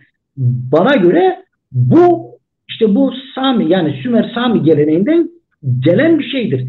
Yani tortusu bizim inançta kalmış böyle. Bana göre. Ama yalnız şöyle bir şey var. Cemal, sen diyorsun bu yerleşik toplumlara, tarım toplumlarına aittir. Biz Aryanların kendisiyle ilgili anlatımlarda mesela 7 kıtadan bahsederler. Aryan, 7 iklim diyorlar, evet. 7 iklim diyorlar, evet. 7 dünya, 7 iklimden bahsederler. Bunları aşağıdan alabilmesi de mümkündür ama geldikleri bölgelerde Ukrayna'dan zaten geçerek doğuya, Hazar'ın üstünden geçiyorlar. Bunlar gezici toplumlar olmasına rağmen yaşadıkları bölgeler kış olduğundan dolayı, hatta baharın gelmesi bu göçmen toplulukları açısından yerleşik toplumlara göre daha önemlidir. Çünkü baharın gelmesiyle koyunlar yavruluyor. Bütün onların geçimleri, hayatı bahara bağlı. O yüzden mesela biraz önce Pir Zeynel anlattığı zaman derdi ki bizde aslında 2 mevsim var. Doğrudur. Kuzeydeki topluluklar açısından 2 mevsim var. 2 mevsimin olduğu yerde sıcağın gelmesi çok daha önemli. Bu yüzden Hekmal ismiyle özel olarak kutlanması, bilmem etrafa taşların dizilmesi, bitkiler çıkıyor mu çıkmıyor mu, bunu sen güneyde, çölde yapmazsın. Yapmana gerek yoktur. Çünkü çölde, güneyde, sıcak olan ülkede bahar geliyor mu gelmiyor mu diye gözlemen gerekmiyor. Ama biz bacanın etrafına ben annemle birlikte yaptım. Taşları koyduğumuz zaman belli bir süre sonra gidip bakıyorduk. Aha demek ki bahar geliyor. Bak bunun altında böcek var. Orası sıcaktır. İşte bu yeşillenmeyle, yani yeşillik doğum demektir. Canlılık demektir. Hayat demektir. Yani şöyle düşünmüşler. Ama Evet, anlıyorum eskiler, niye güneyin olacakmış yani işte şunu söylüyorum sana. Şimdi Ön Asya, şimdi bunlar sadece güney değil. Ön Asya'da bunlar etkili. Şimdi Asur dediğiniz devlet kocaman bir devlet. Yani küçük bir 50 kilometreye sıkışmış bir yer falan değil. Bunlar çok güçlü medeniyetler. Bunlar çevresini etkiliyor. Bunlar tarım toplumu bunlar. Şimdi yeşillik dediğim şey de bunu ifade ediyor. Yani şöyle düşünüyorlardı. Kış mevsimi bir nevi ölümdür. Yani tırnak içerisinde ölümdür. Kış Ama mevsimi. zaten onlar açısından kış yok ki. Bizim için kış var. Onlarda kış yok doğru düzgün. Şimdi sonbahardan sonra ne oluyor? Ekinler sararmıyor mu? Yani sararıyor da orada Tamam mı? kar Şimdi yok, sen bilmem ne yok, öyle bir şey yok. mesela Kar sen yok. mesela Yani Urfa'da diyelim. hatta Mısır'da yani yakın zamanda ben gittim. Senenin 4 sefer senede ekim yapıyorlar. Aynı şey Irak dediğimiz yer Basra'dır. Orada belki senede 4 sefer ekim yapıyorlardı. Şimdi Ben sonbaharda şimdi Hefmal'ın Aryan olduğu kanaatindeyim. Nevroz'un ise güneyden geldiğini kabul ediyorum.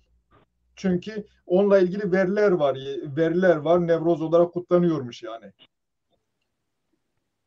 Buyurun siz devam edin. yani olabilir. Sen bu Evet. konuda öyle düşünebilirsin. Yani Heftumal'ın Aryanik kökenli bir bayram olduğunu sen düşünebilirsin.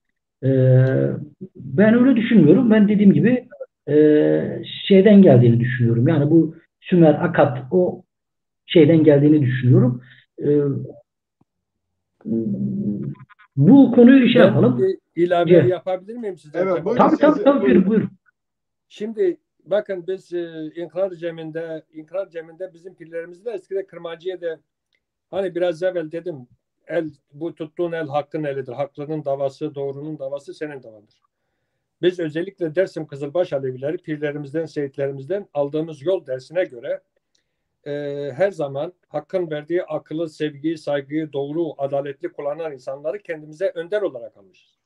Evet. Bunun ırkını bilmem şunu bunu sormamışız. Yani dünya için, dünyanın doğa için, insanlık için güzellik yapan, ilmi bulan, irfini bulan, insanın huzuru, rahatı, doğanın rahatı, huzuru için bir kişi eğer hakikat yolunda adaletli olmuş, adaletten ayrılmamışsa, uygulamışsa ona bir saygı duyarız. Kendi yolumuza da önder olarak alırız. Şimdi pirimiz Erkan'da ne diyor? Oğlum diyor cigeram sen narara que tu guazana şeri inkrar bideri tori fam feseret lazım ilmi irfanı lazım gerek tu khobuzunu dinabuzuni gerek bu musi mordom que fam feseret khoçunu ilim irfanı khoçinu narara neşküne şoru narara efendime söyleyeyim ateşten gömlektir demirden leblebidir yemesini gelir 3 kere 5 kere ret ediyor. Yani Türkçesini söyleyeyim. Diyor ki bizim yolumuza gitmeniz için evvela kendinizi, cemalinizi tanımanız lazım. İlim, irfan, akıl yoluyla dünyayı keşfedip bilmeniz lazım. Yani bugün maalesef bizim işte sizin gibi veya diğer tarihçi yazarlarımız gibi böyle Arasta'dan, bilmem Mazda'dan, diğer ırklardan, diğer insanlıktan bahsedildiği zaman insanlarımız hemen kalkıp ya işte bu Lüvici, bu Kürtçü, bu Türkçü, bu böyledir, bu böyledir. Aslında bu böyle olmamalı. Bu yanlıştır. Aslında bizim ilim, irfan, medeniyet, kültür ta Abu ecdadımızdan bu yana dedelerimiz bize ilim, fam, feseret demek ilimdir. Ve böyle doğru ve adaletli olanların yanında yer alacağımıza haklı, haksız bizim babamız ise babamıza karşı dururuz. Haksız bizim akrabamızsa akrabamıza karşı duracağız. Yani daima haklının davası bizim davamız olacak. Onun için tabii ki günümüzden şimdiye kadar biz hak, hakikat, gerçekler, insanlık için güzellik yapan insanları kendimize yol önderi, işte herkesin her bir şeyin bir melekesi nasıl varsa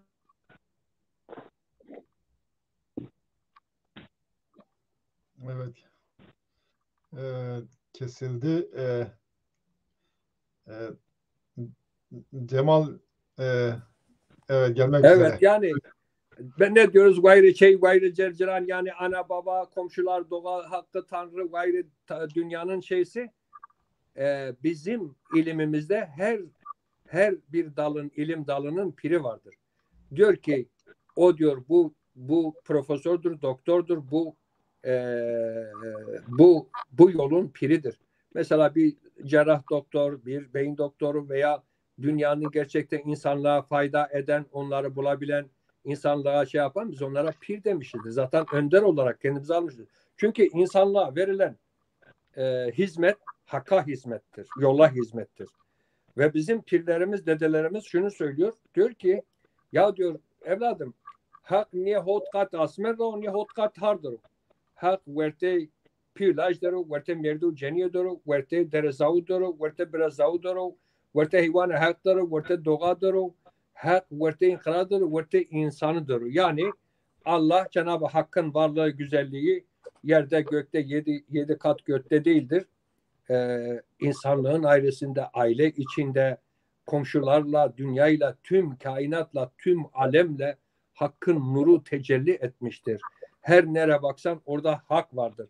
İnsanlık ise eğer adaletli ise, eğer insanlık birbirine zarar vermiyor, doğasını, kültürünü, inancını herkes kimse kimseye engel olmadan, zorba olmadan bu inancı yürütebiliyorsa insanlık bir akarsu gibidir. Önemli olan o akar su gibi parlak ve berrak olmanız, hayat vermenizdir dünyaya. Yani dünyayı birbirimize zindan eden, dünyayı birbirimize kötü eden yine biz insanlarız. İşte savaşların olduğu. Mesela Gülbenklerimizde ne diyoruz? Çocukların öldürülmedi, anaların ağlamadı, zalimin zulmün olmadı, hak adaletli olan bir dünya bize nasip eyle ya Cenab-ı Hak diyoruz. Bunu Türkçesine çevirdiğimiz zaman öyle diyoruz. Onun için yani ben burada sizin marifetinde canlarımıza şey yapıyorum. Özür diliyorum, rica ediyorum. Ya tabii ki biz insanlıktan koparak gelmişiz buraya. Yani birisi gerçekten gerçek tarihi, ilmi, irfanı anlattığı zaman bizim yazarlarımızı, tarihçilerimizi, pirlerimizi veyahut ki gerçekten okumuş, görmüş insanlarımızı ötekileştirmesinler, ayrım yapmasınlar. Biz Dersim'de, özellikle Dersim'de sivil toplum örgütlerimiz her türlü kolda vardır. Ben hepsine de saygı duyuyorum. Kimseyi de burada kötülemek istemiyorum. Ama millet olma kabiliyetimiz yok. Birlik olmalıyız. Bunu çözüm bulmalıyız. Bunun çözümünü bulacak kimdir? İşte düşünürlerimizdir, tarihçilerimizdir, yazarlarımızdır, pirlerimizdir, gençlerimizdir, ulularımızdır. Ya gelin bu yolu aşk ile, sevgiyle böyle bir masaya yatıralım. Böyle bir banka kuralım. Buradaki bilgileri yazarımızdan, tarihçimizden, budala dedelerimizden, analarımızdan, babalarımızdan koyalım hepsini oraya. Akıl ve bilge insanlar bunu akıl süzgecinden geçirerek halkımızın arasında yine inkırar hakim kılarak bir millet olma çabasına girelim. Saygılarımı sunuyorum. Teşekkür ederim. Peki bu siz insanlık ailesinin bir ferdi olmak için insanın kendisini tanımasından bahsettiniz. Eyvallah. Yani sizin dualarınızda da buna yer veriliyor. Eğer bugün kendi dilinizi unutmuş olsaydınız bu duaları da unutmuş olacaktınız. Bu dilinizi unutmanız nedeniyle siz kendi itikadınızı, inancınızı da unutmuş olacaktınız. Peki Eyvallah. bu durumda inanç ve dil ilişkisi çok önemli oluyor değil mi? Tabii ki, tabii ki. Yani dili korumadan inancı da koruyabilmek mümkün görünmüyor. Eyvallah. Şimdi dil çok önemlidir. Dilde çok mana var. Yani ben de çok okuyorum. Mesela ben de çok Almanca, Türkçe kitaplar. Ben zaten her gün böyle yarım saat 45 dakika kitap okumasam yatamıyorum. Daha doğrusu evde okuduğum kitaplar bitince o diğerlerini tekrar şey yapıyorum. Ama ana dilde bir o benim yani sırf böyle analar değil böyle yol talipli olan ablalarımız da yani şimdi benim yaşımda olanlar ya orada bir Hızır'ı çağırması, bir Vayr'i çağırması falan orada iki yani bir cümlede bir iki kelimede bin bir türlü mana çıkıyor. İnsan daha biraz şey oluyor. Ya ha bak burada böyle söylüyor. Bak ne diyor bir tane ana dilde? Ercigeram na ra hakikati iye ke zayli iye ke hon nyozone dinleri biyavindi. Dinleri sağlamız kadar. Mordem ke hon nyozonu ile mirfan nyozonu na ra dinleri gizlenmiş bir ya. Yani ne diyor? Evladım diyor. Kendini tanımayan, özünü tanımayan, nefsini tanımayan, hemen söyleyeyim, cahil olan, aklını ve iradesini kötü kullanan, nefsinin çıkarları doğrusunda kullanan insanlara bu yol gizlenmiş bir sırdır, bir hazinedir. Bunlar oraya ulaşamazlar. Evet. Bu 50 tane kitaba bedel. Yani Zazaki söyleyen bir kelime. Değil mi? Evet, evet. İşte burada batiniliğin özü de ortaya çıkıyor. Evet Cemal, buyurun. Cemal siz devam edin. Ben ne söyleyecektim? Şimdi Pir demin bahsederken şeyi söyledi. Bu yeni yılda yeni bir sultan gelecektir diye bir şeylerden bahsetti. Böyle bir inanç Evet. var. Şimdi bu Gahan'da bizim Halık ile Fatih oyunu oynanır. İşte o zaman Pir'in demin bahsettiği batın, hani iki nefsim dedi ya, Evet. aslında bu batın ile zahir aslında dualitesini de anlatıyor. Bizim eski, bana göre bizim eski yılbaşımız Gagan'dadır. Yani şimdiki takvime göre 23 Aralık'ta ki şeydir, kutlamalardır. 23 Aralık'ta bir gün dönümü oluyor. Burada en uzun gece yaşanıyor. En uzun gece. Eyvallah, ve en kısa gündüz oluşuyor.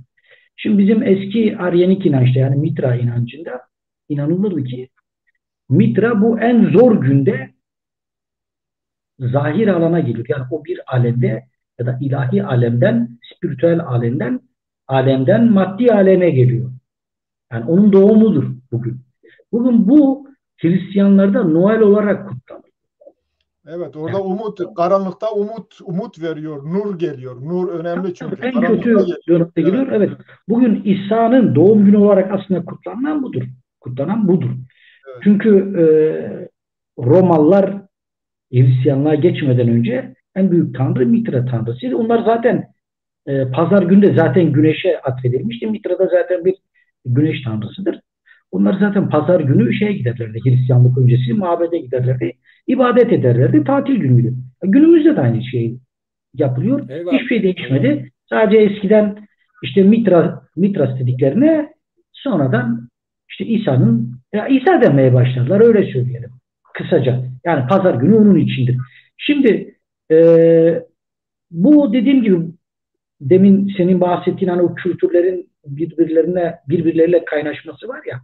İşte bu Sami kültürü, dediğimiz gibi Sümer Sami kültürü daha sonra şeylere de geçti, Aryenlere de geçti. Şimdi onlarda hani o Dumuzil yeryüzüne geliyor ya ilkbaharda. İşte yeni kral olarak tekrardan hani gelip tahtına oturuyor falan. Şimdi o bizde işte Sultan Nevruz olarak da geçiyor. Yani işte ayın 21'inde tekrar zahiri dünyaya geliyor ve tahtına oturuyor. Tekrar bir daha geri gideyim şeye, Gagan'a. Gagan'da işte bir kadın figürü var. 2 tane erkek figürü var. O erkek figürlerinden bir tanesi yaşlıdır, bir tanesi gençtir. Yaşlı olanın beyaz sakalı falan filan var. Bununla ilgili tiyatrolar falan yapılırdı. Bizde hala az da olsa devam ediyor. O genç olan yüzü esmer olan, yani yüzüne bir de karalar sürülen sultan dedikleridir. Genç olandır. O gelecek olan yılın şeyidir. Ne diyelim buna? Sultan kralıdır ya da padişahıdır diye. İşte o 21 Mart'ta gelip tahtına oturuyor. Yani zahir alana geliyor.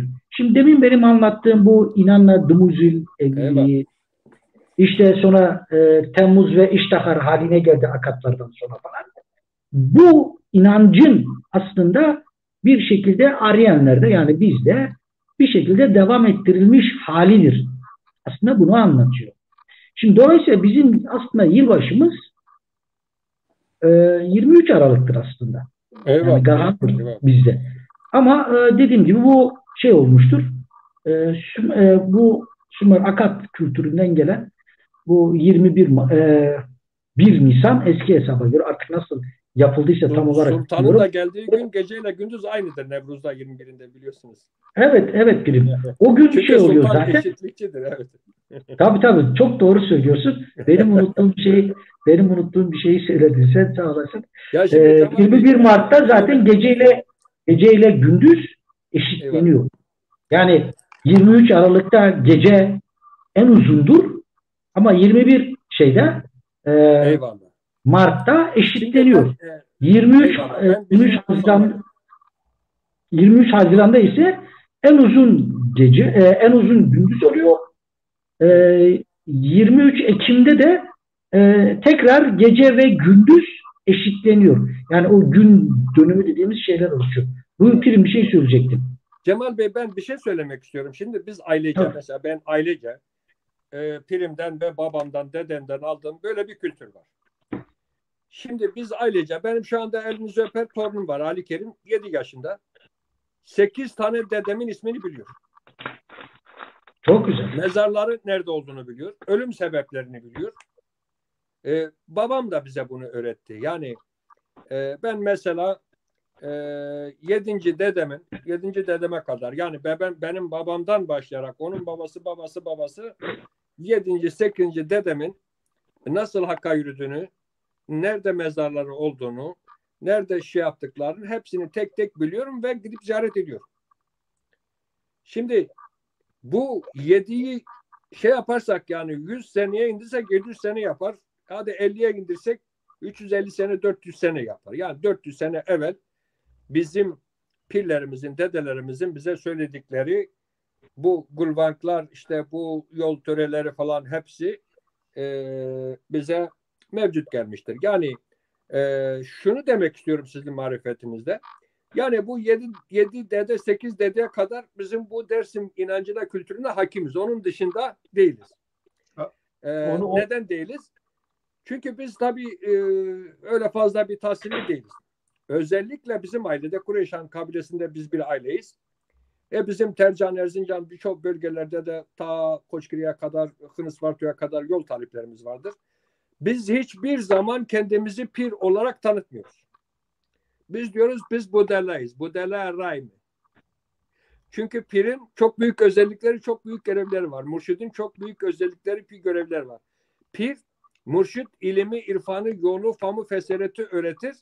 Pir o aldığı şeyi faaliyete geçirir. Mesela Kureyş Baba, o da kendine hatta pir olarak görmüyor. Budala diyor. Yani Budala Kureyş diyor. Efendim söyleyeyim. Çünkü pirlik makamı çok büyük bir makamdır. Siz pirlik mertebesine ulaştığınız takdirde çevrenizi aydınlatacak, ışıklandıracak güzel şeyler bırakmanız lazım ki dünyaya veya insanlığa böyle bir tarihe geçmeniz lazım ki pir olabilmeniz. Bizim aile terbiyemiz oydu. Yani mesela ben hiçbir zaman Zeynel dede veya pir demiyorum. Diyorum ez budala haklı, budala haklı değilim. Ya diyorlar dede budala, diyorum delidir, deli ya, deliyim diyor. Ya diyor sen hiç deliye benzemiyorsun. Tabii adamlar bilmiyor nedir budala. Budala aşk demektir. Yola aşıktır, yolun evladıdır. O anlamda kullanıyor. Şimdi bizim artık ilim, irfan zamanı gelmiştir. Bugün tarihçilerimiz, şeylerimiz bir araya gelirdik. Demin dediğim gibi bu yolu böyle kimsenin tek elinde değildir. Biz aynı zamanda cem ibadet yaparken, o taliplerimizi dar ağacına çekerken, yani dara çekerken, haşa ki biz onlardan büyük bir rütbemiz yoktur. Biz ibadet, itikat yaptığımız yerde o taliplere diyoruz ki, ey aşkı meşk olanlar, ey güzel canlar, ey bu yola bağlı olanlar, ey inkararından dönmeyenler, ey insanlığa faydalı, saygılı, sevgili olan canlar. Biz haşa burada budalayız, sizin ayağınızın tozuyuz diyoruz. Yani sizden yüksek bir tarafımız yok, sizin ayağınız tozuyuz. Halkla beraber karar veriyor. Bugün bu uygulamada olmadığı için işte böyle bilgi, ilim sorunlar yaşıyoruz. Onu arz etmeye çalıştım. Siz devam edin. Buyurun. Pirim, ben sana bir şey sorayım. Sen demin dedin ya, benim torunum işte 8 tane dedesini sayıyor. Sen hiç nenen, annen, nenen mesela ekmek yaptıktan sonra, yani altta bir parça ekmek kalıyordu ya, hamur kalıyordu. Mesela onu böyle küçük küçük parçalara bölüp kendi dedesini, yani onun babasını böyle ismini söyleyerek, Eyvallah. dua ederek ateşe atıyor muydu? Evet, evet. Nuna pene. Evet, doğru. Evet. Onu kaç tanesini yapıyordu? 7 tane yapıyordu değil mi? Ben yanlış mı hatırlıyorum? Ama ya Nuna Breni ya Nuna Pene ben onu hatırlamıyorum. Ya ilk ekmekti, ilk hamur ya da son hamurdu öyle. Ama 7 tanedir değil mi? Böyle küçük hamuru alıyordu. Evet. 7 tane atasının ismini sırasıyla sayıp doğru. Ateşe atıyor değil mi? Dua okuyordu değil mi? Evet. Bunu da yapalım. Böylece bu senin söylediğin de kayıt altına alınmış oluyor. Bu çok önemli bir şeydir, bu senin söylediğin. Biz böylece bunu da kayıt altına almış olalım. Ben bir şey ekleyeyim. Bizim tabii Baba Mansur Ocağı'ndan pirler gelirdi bize. Büyüklerimiz yani ben birkaç programda da sordum. Geldikleri zaman pirler çocukları imtihan ediyorlarmış. Sen 7 tane atanı biliyor musun diye. Tabii bunun bir gerekçesi olabilir. Şimdi bizim yazılı tarihimiz yok. Bir şeyler yazmaya çalışsan da riskli bir şeydir. Devlet tarafından kovuşturulursun. Bu sefer sen herhangi bir şeyle suçlanırsın. O dönemde suçlanmak demek ki insanın kellesini vurulması demek. O yüzden sözlü tarihe önem vermişler. Bunu da nasıl sürdürüyorlar? Özellikle imtihan ederek işte sanki bir dini vazifeymiş gibi, inanç vazifesiymiş gibi çocuğa sen 7 sülaleni bileceksin. Onu bildiğinde zaten tarihini biliyorsun. O kişiler etrafında dönen olayları bildiğinde bütün bir tarihi bilmiş oluyorsun. Bu işin nedeni böyle son derece önemli. Ama bugünküler mesela birçok yerde yapıyoruz. Yani dedesinin ismini bilmiyor. O duruma geldi. Eyvallah. Bilmiyorum sizin izleniminiz nasıl? Ya şimdi Erenler bu 1938'e kadar yani o dedelerimizin anlattıklarına baktığımız zaman dersim gerçekten bu Ra-Hak dediğimiz kendi itikadıyla, ibadetiyle gidiyormuş. 38'den sonra tabii bu yenileme falan özellikle pirlik ve dedelik adı altında insanlar ya demişler işte kırmançık eseymek kere sarısma dersen, domonusma mektepte sarıho dersen, işte dairede sarısma dersen, o eseymek kere. Dolayısıyla bu dil kaybolma durumuna gelmiş. Yani dilinizi konuşmayın demişler. Evet. Dilinizi. Şimdi aslında şöyle bir şey şunun altını çizerek söylemek istiyorum, arz ediyorum Erenler. Şimdi Allah'ın 4 tane semavi kitabı var, Kur'an dahil. Orada ne yazıyor? En baş sayfalarında Kur'an da dahil diyor ki Allah Rahmandır, Rahim'dir, adildir, bütün mahlukata varlığa adildir, eşittir. Demek ki Cenab-ı Hak bütün dillere yani Soranicesine, Kürtçesine, Zazacasına, Arapçasına, Türkçesine yani dünyada var olan bütün dillere adil ve eşittir. Rahmandır, Rahim'dir. Kendileri söylüyor bunu. Fakat Zazaca konuştuğun zaman adil, rahmat adil olmuyor bu mübarek zat. Yani zaten burada biz olayı anlıyoruz. Böyle bir şey yoktur. Şimdi Şah-ı Merdan da diyor ki bu 18 bin alemi mahlukatın dilini bilen Cenab-ı Hak'tır. Ama bir dil var ki ona çok rahat ulaşabiliyor. O da gönül dili.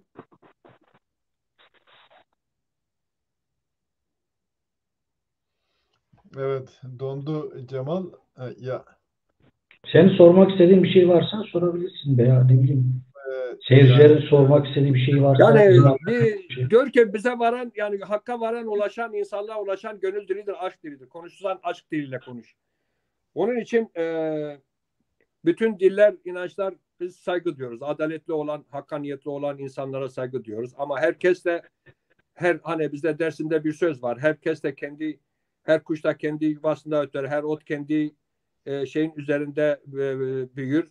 Şimdi özellikle bizim canlarımıza dersim bu bizim ana dilimiz, ana kültürümüz, ana inancımız, yolumuz Ra-Hak vardır.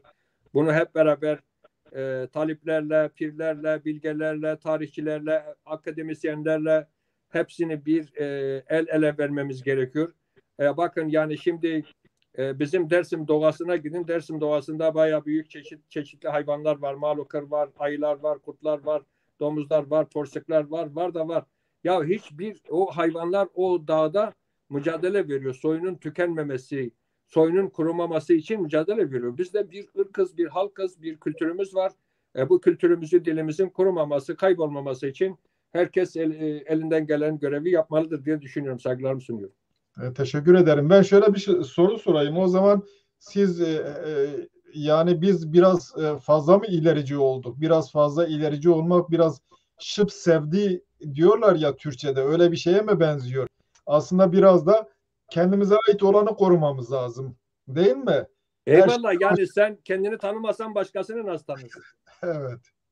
Cemal sen ne diyorsun? Yani kültür çok önemlidir. Evet. Korumak lazım. Sadece güzel olduğu için değildir. Yani toplumları var eden kültürleridir. Toplumların kültürlerini ve dilini yok ettiğiniz zaman o toplum yok oluyor. Yani tarihte bir sürü topluluk yok olmuştur. Mesela Hititlere ne oldu? Urartulara ne oldu? Sümerlere ne oldu? Yani bunlar buhar olmuyor. Evet. Ya da öldürüldükleri için değil. Dışarıdan birileri geliyor. Bunların yani kendisini dayatıyor. Bunların kültürlerini yok ediyor. Yani dillerini yok ediyor, kültürünü yok ediyor. Ya da kültürlerini kendisine çekiyor, yutuyor. Bir şeyler katıyor, onu farklılaştırıyor. Kendi malı haline getiriyor. Dolayısıyla belirli bir süre sonra bakıyorsun o toplumlar yok oluyor. Kuzey Afrika'ya bak mesela. Ya da bugün işte Suriye civarlarına bak, Irak'a. Hepsi Arapça konuşuyor ve kendilerine Arap diyorlar. Ta Fas'a kadar. Mısır gibi Bunlar büyük bir Arap kültür, değil ki. Arap olmayan bir kültür değil mi? Tabii Arap değil ama bugün bakarsan hepsi kendisine Arap diyor. Anlatabiliyor muyum? Yani Evet. niye? Çünkü Araplar geldi, kendi dilini dayattı, kendi inancını dayattı. Onların kültürlerinin hepsini yuttu. Ne oldu? Yani diğerleri hepsi yok oldu yani. Hititler de yok oldu. Diğer bir sürü Anadolu'da e, topluluklar vardı. Farklı etnik kimliğe sahip olan topluluklar vardı. Ve bunlar yok oldu. Biz de öyle olacağız. Yani dilimiz gitti mi, itikatımız gitti mi Eyvallah. biz de gideceğiz. Ne olacağımız da belli. Evet. Yani böyle bir tehlike var. Seykazi mesela hale gidip Seykazi'yi şikayet ediyor. Dersim'deki bu kültürleri işte falan yerde bu yapılıyor, şu yapılıyor diye ihbar ediyor. Hala diyor Memo lazesile hale kali. To karapul se gordo sere biya hare. Ero kelapur, ero kelpo tizona kama evlad ra hak me lokma haram gula made nişyo var. Ero Memo lazesile hali. Ero yenera tovir murru kerdene nura turustene mali. Venden yevinden sonra kere heyder kalak akadere ali. Ero tola kanu hasrete bir şey konu mali. Şimdi Gazi Pir söylüyor. Diyor ki oğlum diyor.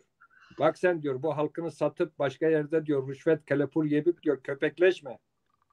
Kendi halkını, kendi dilini, kendi inancını, kendi kültürünü bırakıp da köpekleşme. O haram lokma üzerinde üzerimize köpek gibi gelme. Yani har meve, har köpek taraf ederiz. Evet. Ama sen biliyorsun ki biz hak yolcuyuz. Biz inkar sahibiz. Biz haram lokma yemeyiz oğlum. İşte böyle şeyler söylüyor. Maalesef yani bunu Pir söylemiş. Ben söylememişim. Pir Gazi söylemiş efendim. Yani halkımız bundan örnek alsın. Zeynel bak Zeynel Cemal Pir Zeynel konuştuğu zaman Zazaca sık sık ray hak şeyini kullanıyor. Ben buradan çıkarıyorum. Evet. Dışarıdan Zazaca'yı bilmeyen bazı kelimeleri anlıyorum. Anlıyorum ki terminolojide inanç terminolojisinde raya hak var. Peki Türkçe yazan akademisyenler var mesela. Onlardan bir kısmı diyorlar yok böyle ray hak diye bir şey yok. Dersimli Türkçe yazan akademisyenler nasıl yaklaşıyor? Mesela bende Yalçın Çakmak var. Bilmiyorum yanlış mı hatırlıyorum. Onun en önemli çalışmalarından bir tanesi var. Ray hak kavramı var. Yani kendisi bilmiyorum ne kadar Zazaca biliyor. Ray hak Dersim inancından bahsederken öyle bir kavramın var olduğundan ya da kullanıyor mu? Ne dersin? Şimdi ben sana şunu söyleyeyim. Evet. Ben 14-15 yaşlarındayken nenemle konuşmuştum. Evet. Ve ona sormuştum. Dayı maçı mi? Yani nene biz kimiz? Bana dedi ki Lazemi ma Kırmancı mı? Yani biz Kırmançız. Evet. Nama itikate ma o ki raya haku. Ben ilk defa oradan yani 14-15 yaşlarında böyle net hatırlıyorum. Şimdi bizimkiler Pir Zeynel'in dediği gibi hep raya hak der. Yani Alevi falan kelimesini kullanmaz. Zaten Alevi tanımı yeni bir tanımdır. Yani bunu Osmanlı kullanıyor. Yani Aleviler daha önceden kendisine Alevi falan demiyor. Öyle bir şey yok. Bunu Evet. Osmanlı söylüyor ve tarihi de belliydi. Yani bir 150 yıllık bir geçmişi falan var. Yani 150 yıl bile değildir. O da siyasi bir şeydir. Bunu seninle bir programda konuşmuştuk. Ben yine o zaman da anlatmıştım. Evet. Evet. Onu Siyasi bir şeydir. Önceden Aleviler bir takım şeyler söylüyorlardı. İşte başta bu Yavuz döneminden sonra Kızılbaş söylüyorlar. Ondan önce söylenen Rafizi yani sapkın heterodoks diyelim ya da hani felsefik tanımla söylüyorlardı ya da zındık söylüyorlardı. Zındık da diyorlardı. Çünkü zındık Zandeka'dan geliyor. Yani zan bildiğimiz zan bilmek bilgi Yunancası yönetimi. gnosis. Bilgi yönetimi. Yani Yunancası gnosis demektir. Bizdeki gnostikler Zendeka'ydı. Yani gnostik kelimesinin Elevice'deki birebir karşılığıdır bu. Zerdüştler bunlara Zandeka diyordu. Yani olumsuz anlamıyla onlar kullanıyordu tabii Gnostizmi. Daha sonra bu bölgeye gelen Araplar, yani Müslüman olan Araplar da Zerdüştlerden bu Zendaka kelimesini alıp bunları zındık demeye başladılar. Zındık onlara göre anlamı şey gibi işte ne bileyim müşrik yani Tanrı karşıtı veya sapkın anlamında falan kullandı. Dolayısıyla bunu Selçuklular, Osmanlılar da bu tanımı kullandılar. Yani Rafizi kelimesinin yanında bunu da kullandılar. Daha sonra demin dediğim gibi Yavuz döneminden sonra Kızılbaş kelimesini de kullandılar. O da bu Kızılbaş kelimesini de Kırgızlardan aldılar. Onlar söylüyorlardı. Bu Şah İsmail ve taraftarlarını. Osmanlılar da bu tanımı kullandılar. Daha çok yanılmıyorsam Beyazıt döneminde olması lazım. 2. Beyazıt döneminde bunu kullanmaya başladılar. Yavuz döneminde tam çıktı. Tavan yaptı bu. Yani bir düşmanlaştırıcı bir tanımdı bu. Düşman tanımıdır aslında. Hani Hristiyanlara gavur demeleri gibi ya da bugünkü Kürtlere bölücü terörist tanımları gibi. Yani öyle diyelim. Bizimkiler kendilerine Alevi falan demezlerdi. Pir'in dediği gibi Raya Hak diyorlar. Ki ben de bütün yazılarımda bu tanımı kullanırım. Bilmeyenler için de bazen parantez içinde Alevi tanımını kullanırım ya da Türkçe'de de böyle deniliyor diye. Bilmiyorum çok mu uzun Evet. Son cevap oldu. şeyin neredeyse bitmek üzere. Bu biraz önce şeyden bahsettiniz. Mesela Seyyid Süleyman da bahseder. Der ki 7 uçma 8 şey yani 8 cennetten bahseder. Bu 8 cennet zaten Şii olan İdrisi Bitlisi 8 cennet ismiyle kitap da yazar. Yani şunu anlatmak istiyorum. Beşte geçiyor orada evet. Bu Gayamortluk, Zerdüştlük içinde ya da onun dışında İrani inanç olan Gayamortluk'ta 8 cennet var. 8 cennet bir dönem sonra yeryüzüne iniyor. Diyorlar 8 cennet 8 güzel şehirdir. Mesela o da oradan alarak 8 cennet ismiyle şeyden bunu işte padişaha atfediyor. Bir kitap yazıyor yani. E, dolayısıyla şunu anlatıyorum. Gayamortluk'tan geliyor böyle o isim tek 2 kelime nihayetinde. Sen onu izleyerek böyle tarihin, kültürlerin nerelerden şekillenip geldiğini ortaya çıkarabilirsin. Bu bakımdan Pir Zeynel 2 kelime bazen çok şey ifade ediyor. Konunun konu hakkında bilgi sahibi olanlar açısından gerçekten sizin verdiğiniz bilgiler son derece önemli. Ben bir ek yapayım senin bu dediğine de kısa bir şey söyleyeyim sana. Şimdi bizim kültürlerimizi yani incelediğimiz zaman antropolojik olarak ana omurga Aryenik'tir. Yani evet. oradan gelme bir şey var. Sümer Akkad'dan gelme bir şey var. Sonra Doğru. Antik Yunan'dan gelme bir şeyler var. Şimdi Bir de bunlar hepsi bir vücutta birleşiyor. Hürriler Tabii. bir de önemli. Tabii. Evet. Daha sonra buraya Müslüman Araplar geliyor ve dominant olan onlar oluyor. Dolayısıyla bunların ele geçirdiği sadece toprak veya değerli madenler değildir. Buranın kültürünü de yutuyorlar. Yani kendi işlerine geleni alıyorlar, yutuyorlar. Bazılarını yutamıyorlar. Bu coğrafyadaki olan insanlar da Müslümanlaşmaya başlıyorlar. Bu Zerdüştü olan veya Mitracı kökenden gelen Manici, Mazdekçi olanlar da Müslümanlaşıyor. Buradan Hristiyan olmayan, hani o eski Babil'den, Asur'dan gelenler var. Onların kültürü var. Bunları da yutuyor. Antik Yunan felsefesini de yutuyor. Yani orada altta kalanlar var. İşte bunlar da bu tasavvufun içerisinde bir şekilde kendisini farklılaştırarak, farklı hale gelerek varlığını bunlar sürdürüyor. Yani bugün Sünni tarikatlarda da böyle senin demin bahsettiğin şeyleri çok rahatlıkla görebiliyorsun. Yani evet, artık bitirmemiz gerekiyor. Yani programın sonuna geldik. Sanıyorum bundan sonra başka bir program var. Pir Zeynep, sizin son sözlerinizi söyleyelim, alalım. Özellikle şimdi bir savaş da var. Elbette savaşı lanetliyoruz. Siz bize herhangi bir dua okuyacak mısınız? Eyvallah. Ya ben diyorum ki artık çocukların öldürülmediği, anaların ağlamadığı, zalimin zulümün olmadığı bir dünya, bir güzellik Cenab-ı Hak bizlere gelecek nesile nasip eylesin. Pirlerimizin, yolumuzun, dilimizin, inancımızın, kararımız da ebediyen aramızda sürsün. Sürsün ki bugünleri, yarınları kendi ceddi cemalımızla, kendi pircarlarımızla, diyarlarımızla, toprağımızla yaşayalım, yaşatalım diyorum. Ya Hızır sata tenge ya vayra harday asmeni harday viyanara ezo venga todan. Ya vayre dina na millet tenge dero tenga dine de burası. Tenga homete de burası. Hraviye vurtena homete de vurte milletine dürübere. Rabe rav vavde, rabe vav bravde, der zayde.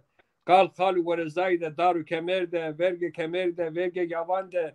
Demak mare nesarde, çevere khir masere rakke, çevere خرابین ماسر زاده مار را علم یرفانی راکه Hazreti Hızır kam که چه خود نه ارکانده قایت بنو Hızır dileri meyman bu can seniki biaro denga dineri kemer niverdo iye kişiye hakiya ho vurte gul nürde binderi herkese zof hande destek ku selamı mesto. Pirem'in Berkudar Bey, Berkudar ol. Teşekkür ederim. Eyvallah. Evet, artık zamanımız kalmadı. Programın sonuna geldik. Dolayısıyla ben burada bitirmek zorundayım. Sanıyorum herhangi bir soru da yoktu. Yorumlar vardı. Her ikinize katıldığınız için teşekkür ederim. Ben teşekkür ederim. Biz teşekkür ederiz. Sağ olun. Sayın seyirciler, bizi izlediğiniz için teşekkür ederiz. Umarım sizleri yormadık.